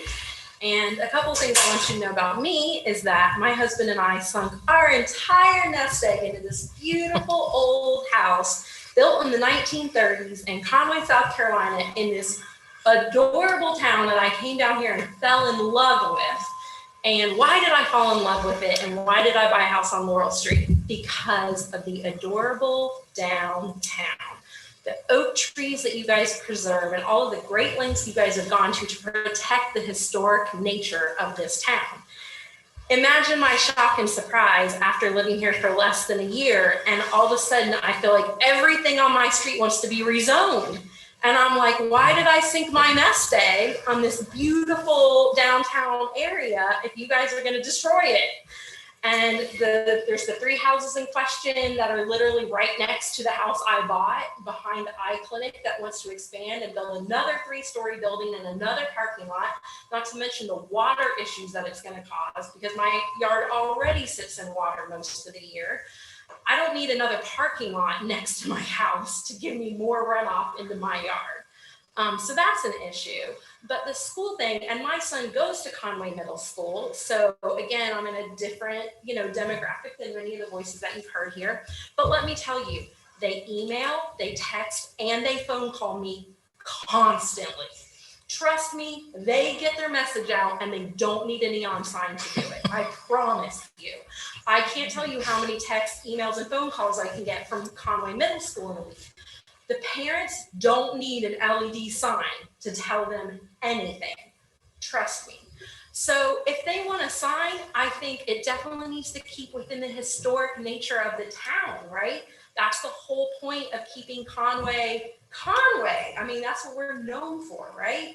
And that's why people like me move here and settle here and start a business here and try to add to this town rather than try to change it and take away from it. Because I don't want to do anything to ruin the adorable nature of Conway. This is exactly what we wanted. And I don't know, I'm going to use a reference in my time. I don't know how many of you are familiar with the show Gilmore Girls, but my family and my daughters, we were like, oh my gosh, we found the Stars Hollow of the South. It's like the most adorable. And I even have a neighbor, Miss Patty, across the street. I mean, it is, I love my neighbors. I love this town. I love walking down to the Riverwalk. I love walking to shops and restaurants downtown. And I moved here during the pandemic when everything wasn't even open yet. And I still love it. And I want to continue to love it. And this is where I want to spend the rest of my life. Please don't ruin the nest egg purchase that we made to live in this adorable town. Please don't let people tear down a residential neighborhood and turn it into something that it's not. The historic houses have to be protected. The historic neighborhood is protected. Conway won't be Conway if you keep letting these things happen. You have to say no. You have to protect downtown. It's really, really, really important. And I love the school. I have nothing against Conway Middle School. It's great. They don't need a sign. They really, really don't need a sign. So that's what I have to say. Thank you, guys. Ms. Springer, welcome to Conway. Thank you. Thank you. I love it. Thank you so much. I believe we have a representative from the schools. Mayor, do you want to close public input first? Go ahead, please. Okay. Well, yeah, we need to hear what she has. Madam Clerk, do you have communications from other citizens relative to this issue? Teresa Hall opposes the rezoning of Conway Middle School, and Linda Hendrick opposes rezoning of Conway Elementary. Okay, thank you so much. There are 2 others. Mr. Goldfinch. Mayor, I'm gonna move that we close public hearing. Thank you. Mr. Twyman? Second. Properly seconded motion to close public hearing at this time. All in favor with a show of hands, please. Motion is carried unanimously, and now we will hear from the school district. I could have had you go first. I didn't know what was wiser. I still am not really sure, but you really are welcome here. So, absolutely. I'm honestly here just to answer any questions. I know that the majority of what I heard was in reference to Conway Middle School. And we figured that that would probably be the biggest hot topic school up for discussion. Really and truthfully, the zoning request is for signage. We're trying to, standardize. We're a huge county, a huge district, and we would like to try to standardize throughout the district, if at all possible. And fortunately or unfortunately, however you look at it, that is the trend, is putting in digital signage so that people can easily see stuff if they're riding by, whatever. For Conway Middle School, we're not necessarily looking at putting a huge, gigantic sign. There's already a monument sign there. We take out the guts of the message board that's there and then insert an electronic message board. That's the intent. 3 of these 5 schools are definitely in a more residential area than the other 2. So, like I said, we would just like your consideration to try to standardize. Yes, sir. Thank you so much. Is there any possibility of Whittemore Park Middle School being moved to 4 Mile Road? We have purchased property. I don't know exactly. I can't say what the board's intent when their timeline is. My understanding is that the property that was purchased is for the Whittemore area. But I don't know that timeline. So if that happens, then Whittemore would be vacated. And honestly, I don't know what the district would do at that point in time. I don't know if they would repurpose it for another educational, other offices. I do not know. So then my next question is why rezone it? And then the same thing with these other schools like the Conway Middle School and the 12th Avenue School Elementary. Would these schools be moved from their present locations as well? To my knowledge, no. The only school that I'm aware of that we have purchased any property for is the Whittemore school section. So that school property is the one that I think would be moving at some point, but again, I don't know that date. And like I said, this is to standardize, throughout the district. Thank you. Ms. James. I think we have 2 issues that we need to separate here. One is the signage issue, which could be redone under signage, not under zoning. My grief comes when you have the same thing as what was happening earlier, when you have these properties, and I want us to include the educational center, which is over on Snow Hill too, because that's the oldest of all the buildings that we're talking about.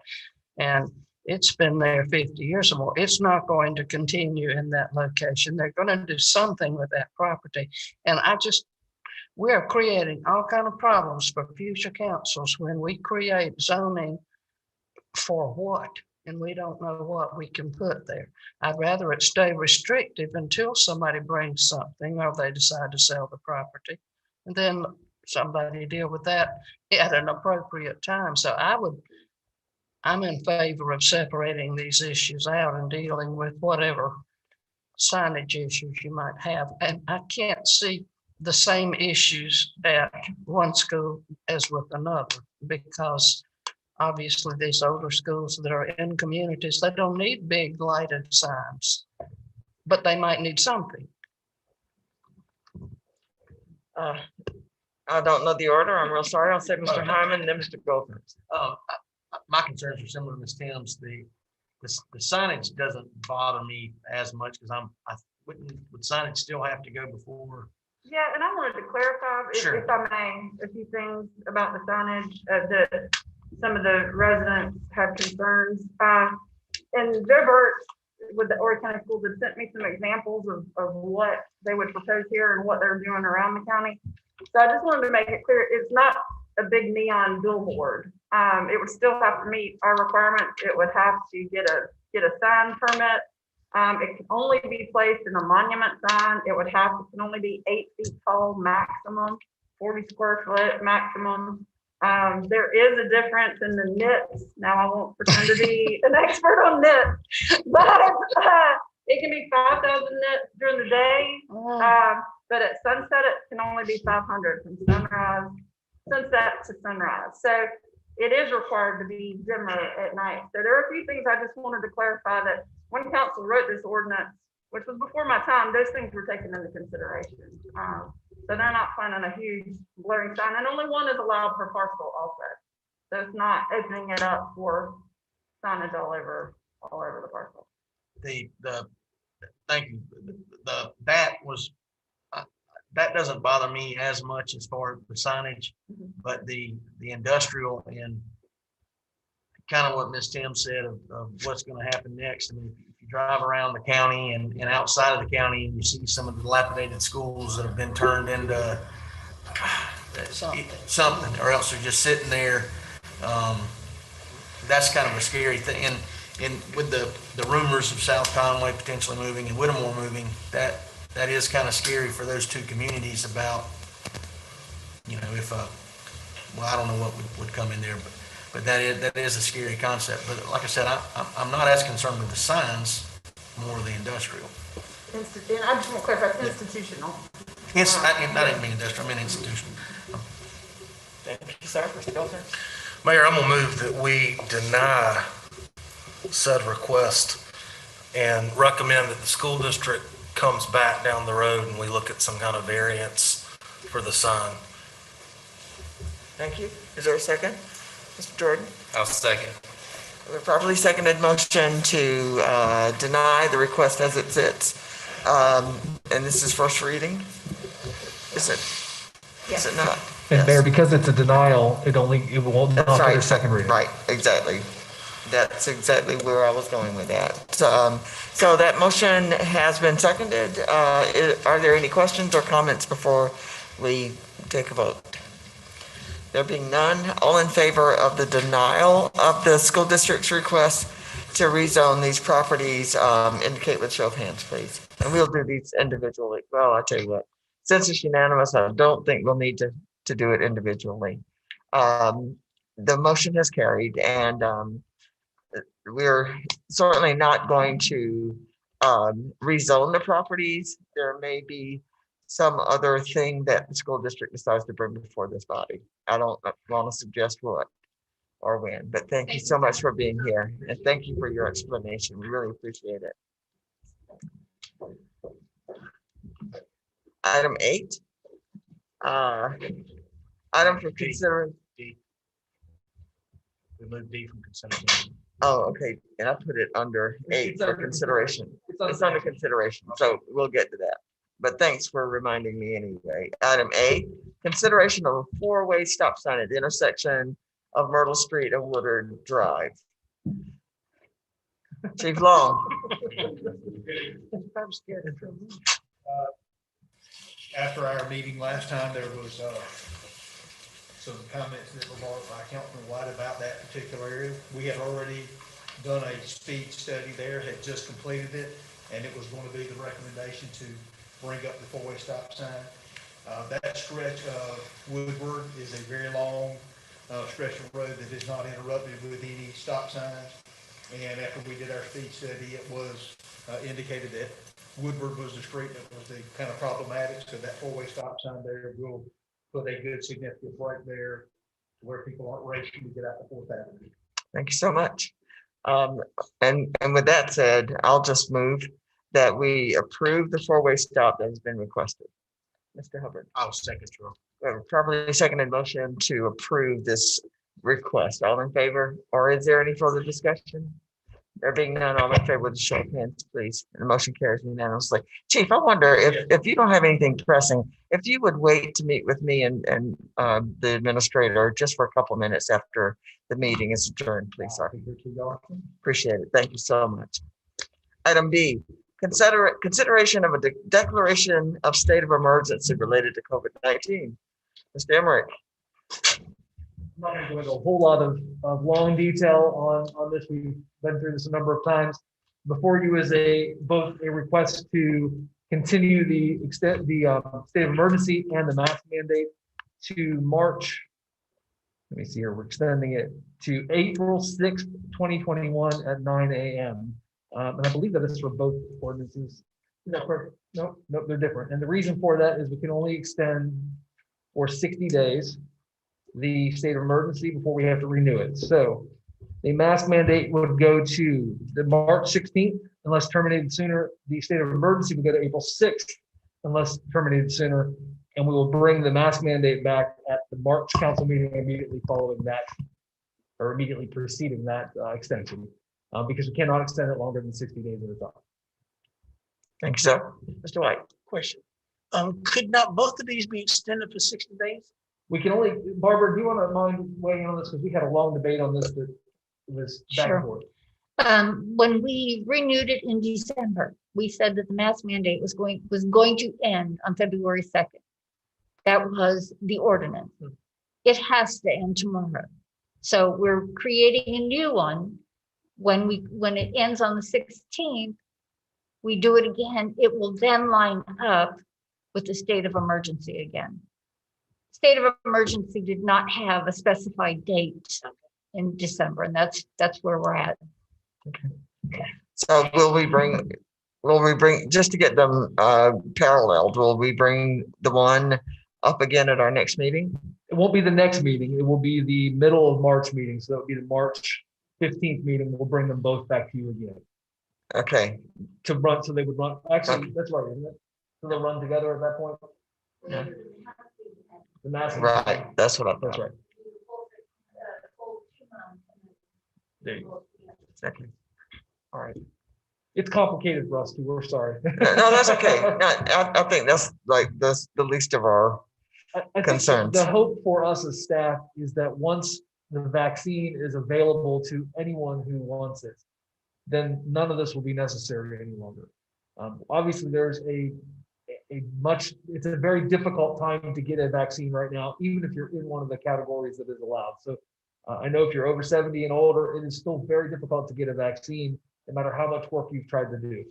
I think this week we were allotted 10,000 vaccinations for the state. It will take us a long time at this rate to get to that point.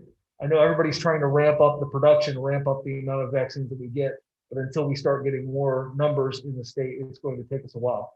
The masks are working according to the CDC. They're working according to DHEC, and they're recommended. And really, we have an obligation to do what we're told by CDC and DHEC. Well, the only thing I would say is that my concern can't end just because the vaccine is available. What if more than 50% of our population refuses to take advantage of it? That would be a consideration. Right, that's right. There's this thing called herd immunity that makes some sense to me, and I'm just thinking aloud that until we get closer to that, I certainly believe we need to continue in the vein at which we're in at this point. But there are 7 of us to decide. Mr. Hyman? Mayor, I would make a motion that we accept the extension of the emergency ordinance as well, the emergency order declaring a state of emergency, and then also extending the mask ordinance. Thank you, sir. And I probably, just for the minutes, if nothing else, need to mention that we'll go ahead and consider both of these in sync. I so far have only mentioned item B, but we are now including item C, which is consideration of an emergency ordinance requiring face coverings or masks be worn in the city of Conway during the COVID-19 public health emergency and recovery. So we are now entertaining a motion to continue both. Thank you so much, Mr. Herman. Mr. Goldfinch. We have a properly seconded motion to continue both of these, both the emergency ordinance and the declaration of state of emergency. Is there any discussion?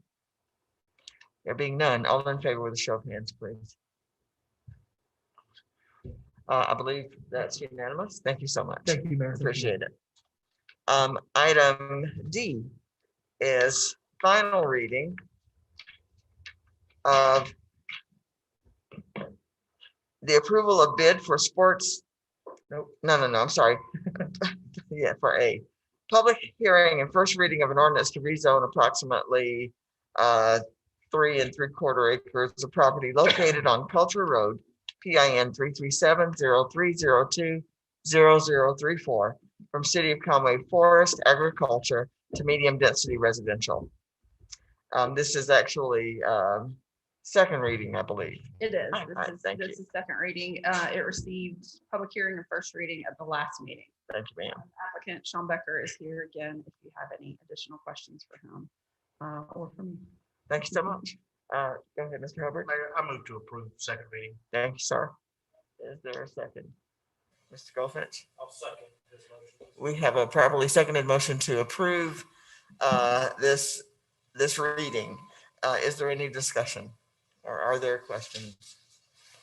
There being none, I'll call the vote. All in favor with show of hands, please. Motion carries unanimously. Thank you so much, Ms. Hyman. Yes, sir. Congratulations. Item 10, I'm sorry, item 9, the city administrator's report.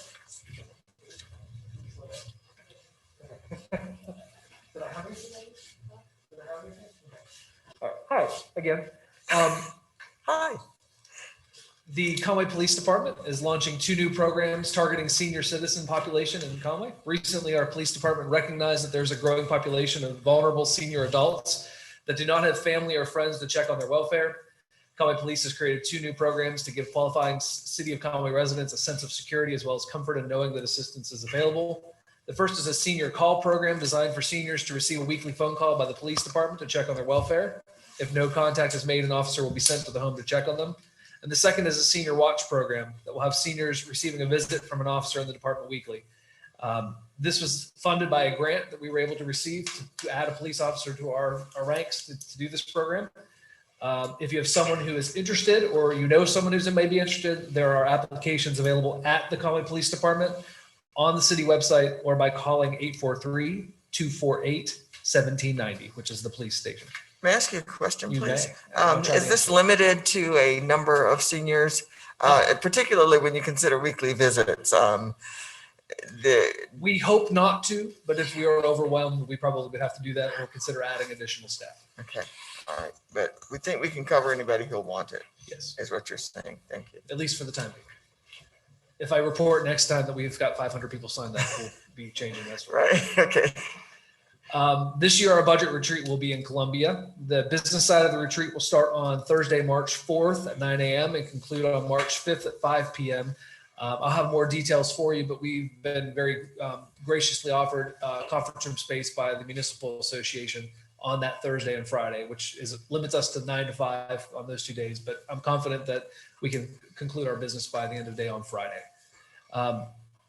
Again, I'll get you more details on that as we get closer, but we're working on a lot of those out right now. We are also actively working on closing some donut holes in the city limits by exercising annexation requests.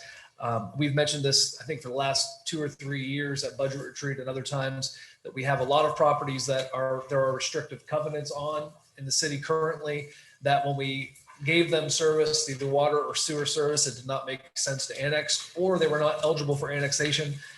We've been diligently working to close some of those donut holes and improve some of the corridors that lead into the city that have commercial property on them. So not always is that a welcomed letter to receive from us that we're now requiring annexation. So if you get calls, that is why we are aggressively trying to get some of these properties in that make sense at this point. COVID continues to run through our staff. We have 13 employees out right now. 6 have positive tests. 1 is waiting on results. 6 have close contact with someone who is positive. Since the beginning of the year, since beginning of this year, we've gone back to A and B teams in most departments to help limit some of the spread potential. We've limited in-person meetings in each department, and we're back to drive-through only at the finance department. And our plan is to continue this course of action until the numbers recede dramatically or the vaccination is more readily available. Since the beginning of the pandemic, so basically 1 calendar year, we've had 49 employees test positive at one point or another during the year. And that's about 16% of the entire staff, which is pretty high. May I interrupt you, please, very briefly? With the news that the more difficult African strain has been identified within the state of South Carolina, has that had any impact on our planning or what we know about? Well, it's certainly something we're more fearful of. I think we can honestly say that we're doing just about everything we can internally to limit the spread already. One of the biggest things that we've tried to do is limit the number of employees that would be out at any one time. I think we always were under the impression that we would not be able to stop it entirely from spreading through our departments. The goal was never to have multiple people out at one time in one department that would limit the ability of us to conduct our business. I don't think it was realistic ever to think that we could stop it entirely. It was more to slow it and prevent it from wiping out entire departments. And so far, I think we've been pretty successful at doing so. I think right now we have 6 people out in one department, which is the most we've ever had at one time out in one department. I think the most heavily affected department at any one time, which is one of our bigger departments, had 11 out total, and that with positive tests. It was always as we go through each week and where we are, it's always nice. This is a weird thing to say. Nice to see that it was a department would have 1 and 1 and 1 and 1, and not 3 and 6 and 7, because that would mean that we weren't doing what we need to be doing internally to prevent the spread. We have, since the beginning of this, limited the number of people that can ride in a car together to prevent people from transmitting it in cars, and I think that has helped tremendously. And then, of course, mask wearing when you're close to each other has helped as well. So I don't know that we can do more with the new strain coming, except for just be as diligent as possible and continue to do that. Hopefully be more diligent in some cases, but as diligent as possible. Did that answer your question? That's as much as anybody could offer. Yes, thank you. Yes. As you know, our recreation staff has had to cancel the father-daughter Valentine dance this year due to COVID, but they're working really hard on alternatives to the Easter egg hunts and other spring activities to allow for some events even modified. I think it kind of goes back to what Hillary said earlier, that just because it's different doesn't mean it's bad. We're looking for those different things right now to avoid having to disappoint a lot of kids. So that's one of the things. Tonight, actually, I'm not sure. Yeah, probably very soon, will be the first indoor basketball games of the season. And masks are required from all participants as well as all spectators. So that's something new we're trying. Wearing a mask while playing basketball is going to be tricky, but it's just too close of contact to try to risk it. So we're going to try that out and see how it works. But that is something that's happening again. Tonight will be the first night of that. And then just before we came in tonight, we got notice that we received another grant tonight from Palmetto Pride that will allow us to replace the garbage can inserts in downtown. Most of you have seen them. If you haven't noticed them, that's good. That's the intent. There are black wrought iron garbage can surrounds throughout downtown that have a gray plastic insert. Those gray plastic inserts, number one, they're really expensive. Number two, they're beat up badly. A lot of them have holes in them and they're failing.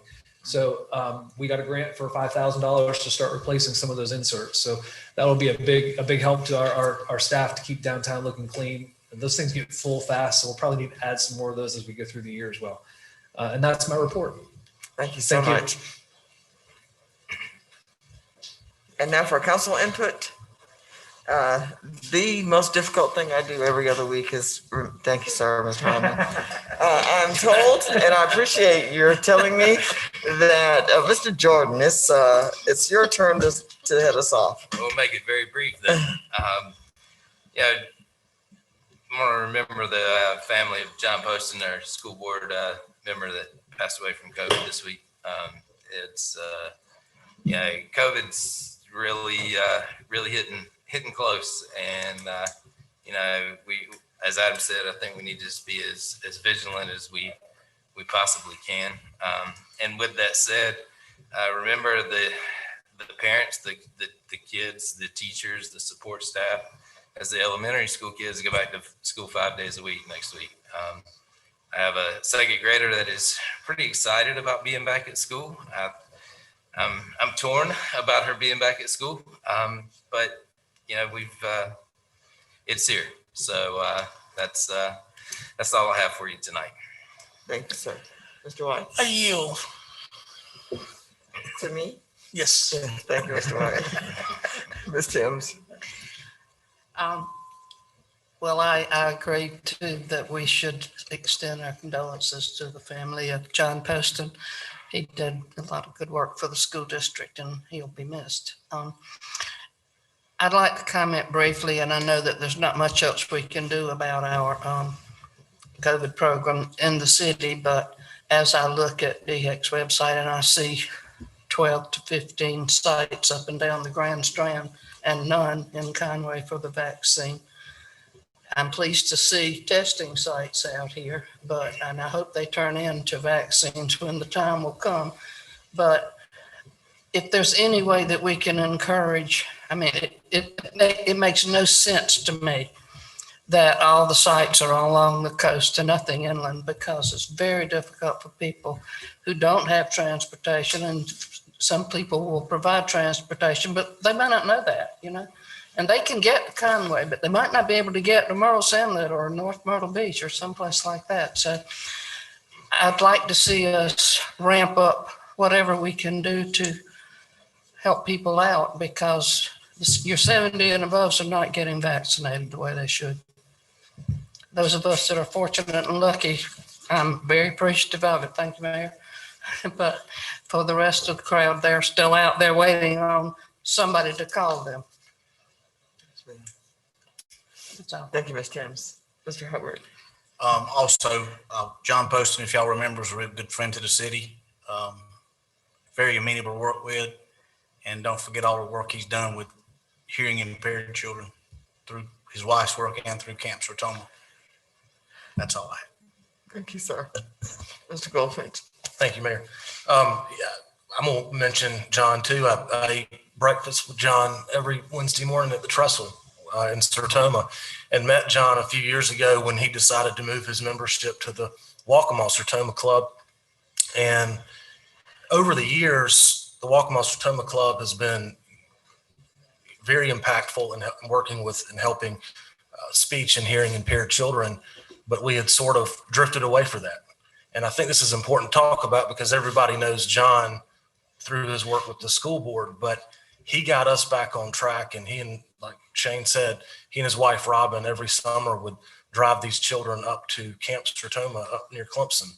And it was a passion of his, and there's a big hole there now. And it's, just a top shelf guy, and we're going to miss him. But if I may, I'll stop there and switch gears to something much more positive.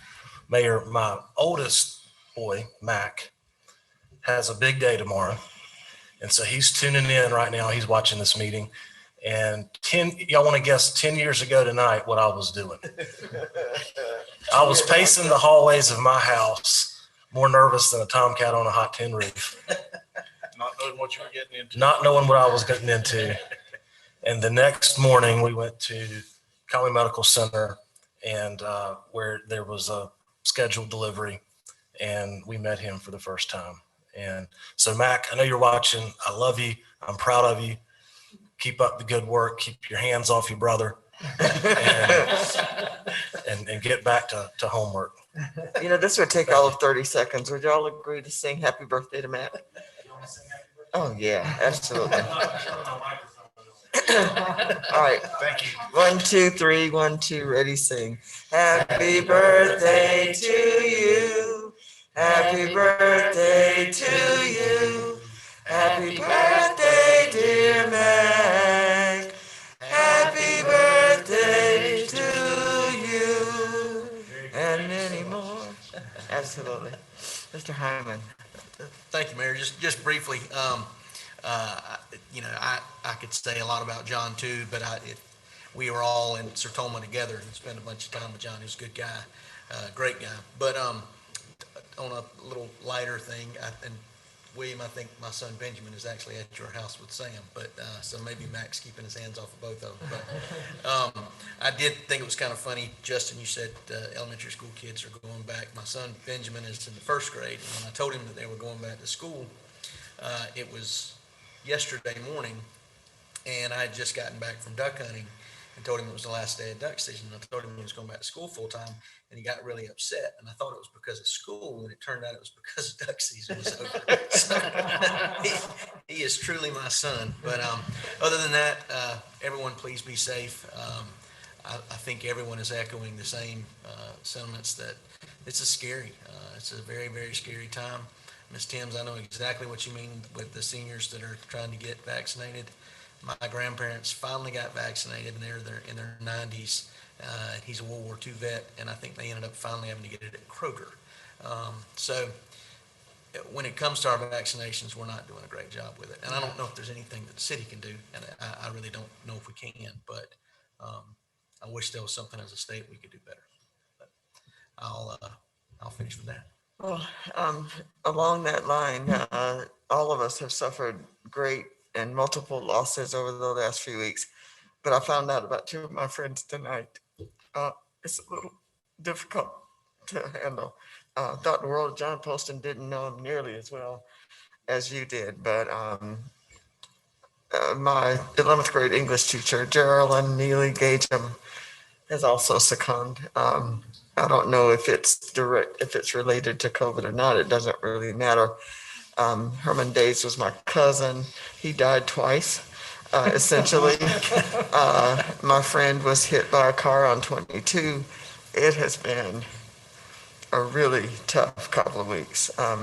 So along that line, I just ask all of you to travel safely, to take care of yourselves.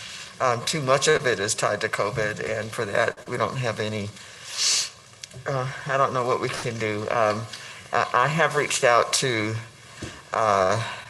mayors immediately in our vicinity, to the municipal association, and to the governor's office, and to our legislative delegation about some improvement in the way that we handle what vaccinations we do have. I was really put off that the ability to call in and make an appointment was tied to a computer. I mean, if that isn't, I mean, I can't understand it. The people who need it most and who are on the list to be eligible right now are the ones who are least likely to have access to broadband and to electronic devices. I mean, it gets crazier and crazier. I wondered, Adam, after the discussion about Spivey Alley, Church Street, and that, I do have a real concern about what we allow in residential areas and in all of them. Not just one here and there, but all of them. I think I've been consistent since about 1992 about what we put next door to somebody's domicile, their castle. But I've heard some things here tonight that perhaps I don't understand. And I know we've talked about this before, but I'll be the first to say that the business about the paper road, about restrictions that puts on what, about those properties that are already zoned highway commercial and their uses and what could happen. I really am here admitting that I don't know how all that works together. And if it's not too late, and I don't think it is, we've only had first reading, I'd like for there to be another workshop of some sort, just briefly, so that those things can be clear to all of us as we move forward. I don't believe that I'll change my mind, but I certainly do want to understand what it is I'm voting for or against.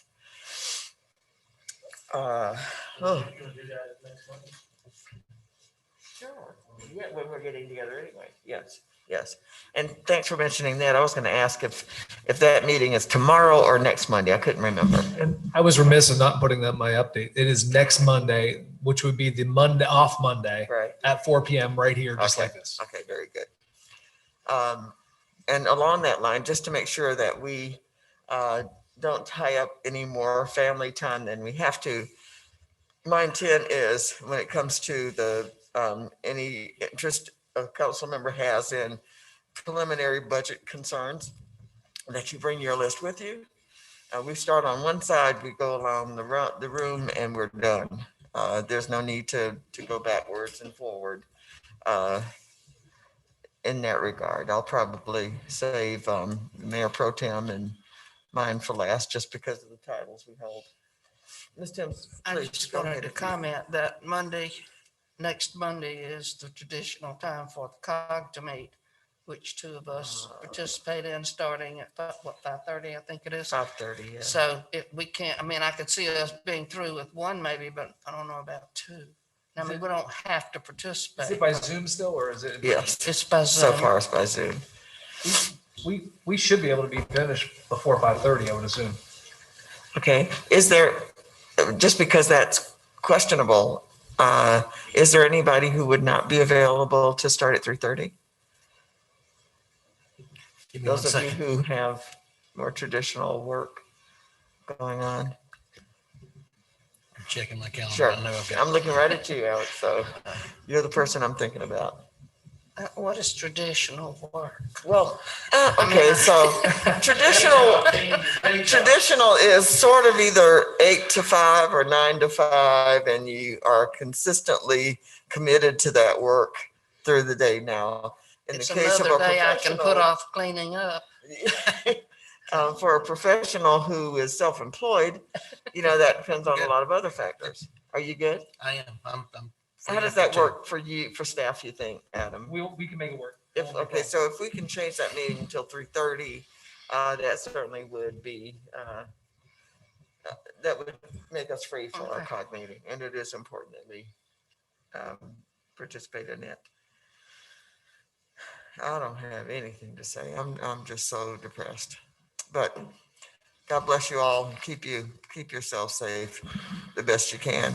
This thing about vaccinations is you get a shot, 2 weeks later or thereabouts, you get a second shot. 2 or 3 weeks after that, you have either reached your immunity or that thing that just says that even if you get it, you won't probably die of the virus. And time clearly is of the essence, because who's to say what day your exposure comes along? I think anything we can do to promote those people who are eligible to get their vaccinations. I'm not so concerned. I mean, I can't be so concerned about people who say, I don't want it. That's their right if they're adults. But for those people who want them, in any way you can think to encourage the availability and the ease with which they can actually make that happen, is certainly worth our while. I'm done. And with all that said, Mr. Goldfinch. Mayor, I move we head into executive session. Thank you. We certainly can. So the motion is that we go into executive session after a 10-minute break. I'll second. All right, we have probably seconded motion that happened. All in favor with show of hands, please. Motion carries unanimously. Let's take a break and we'll come back for our executive session, during which we will discuss negotiations incident to the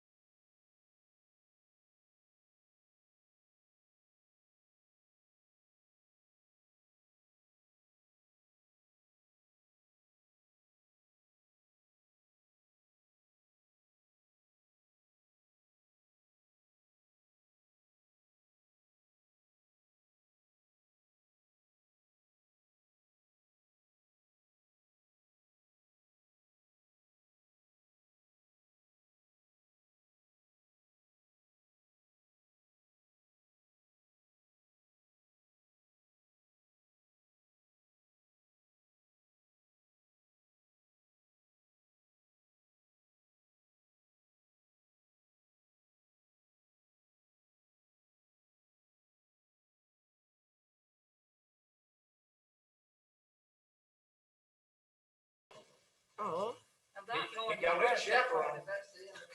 well, his birthday really isn't until tomorrow, so maybe tonight is the night. Tonight. Oh, I'm sorry. Are we back in session? Oh, my. I haven't. So this meeting of the Conway City Council is now back in session. Concerning the matters that were discussed in executive session, is there any act that anyone on this council would have us take immediately? Mr. Hyman. Mayor, I would make a motion that we empower our administrator to move forward in negotiations with Mr. Fitzpatrick in regards to the sale of the property in the riverfront. Thank you, sir. Mr. White? We have a properly seconded motion to authorize our administrator to begin and affect negotiations with, specifically with Mr. Steve Fitzpatrick concerning the sale and conditions and use of certain properties. Is there any discussion? There being none, all in favor with a show of hands, please. Motion carries unanimously. We will entertain a motion, Ms. Timms, to.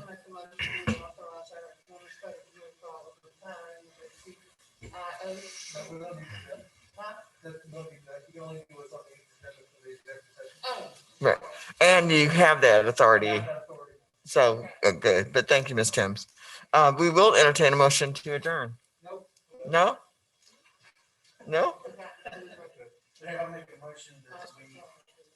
Oh, I'm sorry. Acceptance of the negotiations and. Thank you, sir. Mr. Jordan. Second.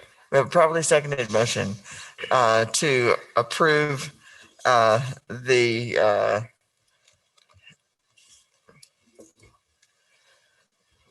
what he just said, the negotiations relative to hospitality taxes. All in favor with a show of hands, please. And that motion also carries unanimously. Mr. Goldfinch, you know it's your turn. Yes, ma'am, Mayor, I move that we adjourn the city council. Thank you, sir. Mr. White, I'm sorry. Mr. White was ready. We have a properly seconded motion also to adjourn this meeting. All in favor with a final show of hands for the night. And that motion carries unanimously. Thank you all so much. It's been a lengthy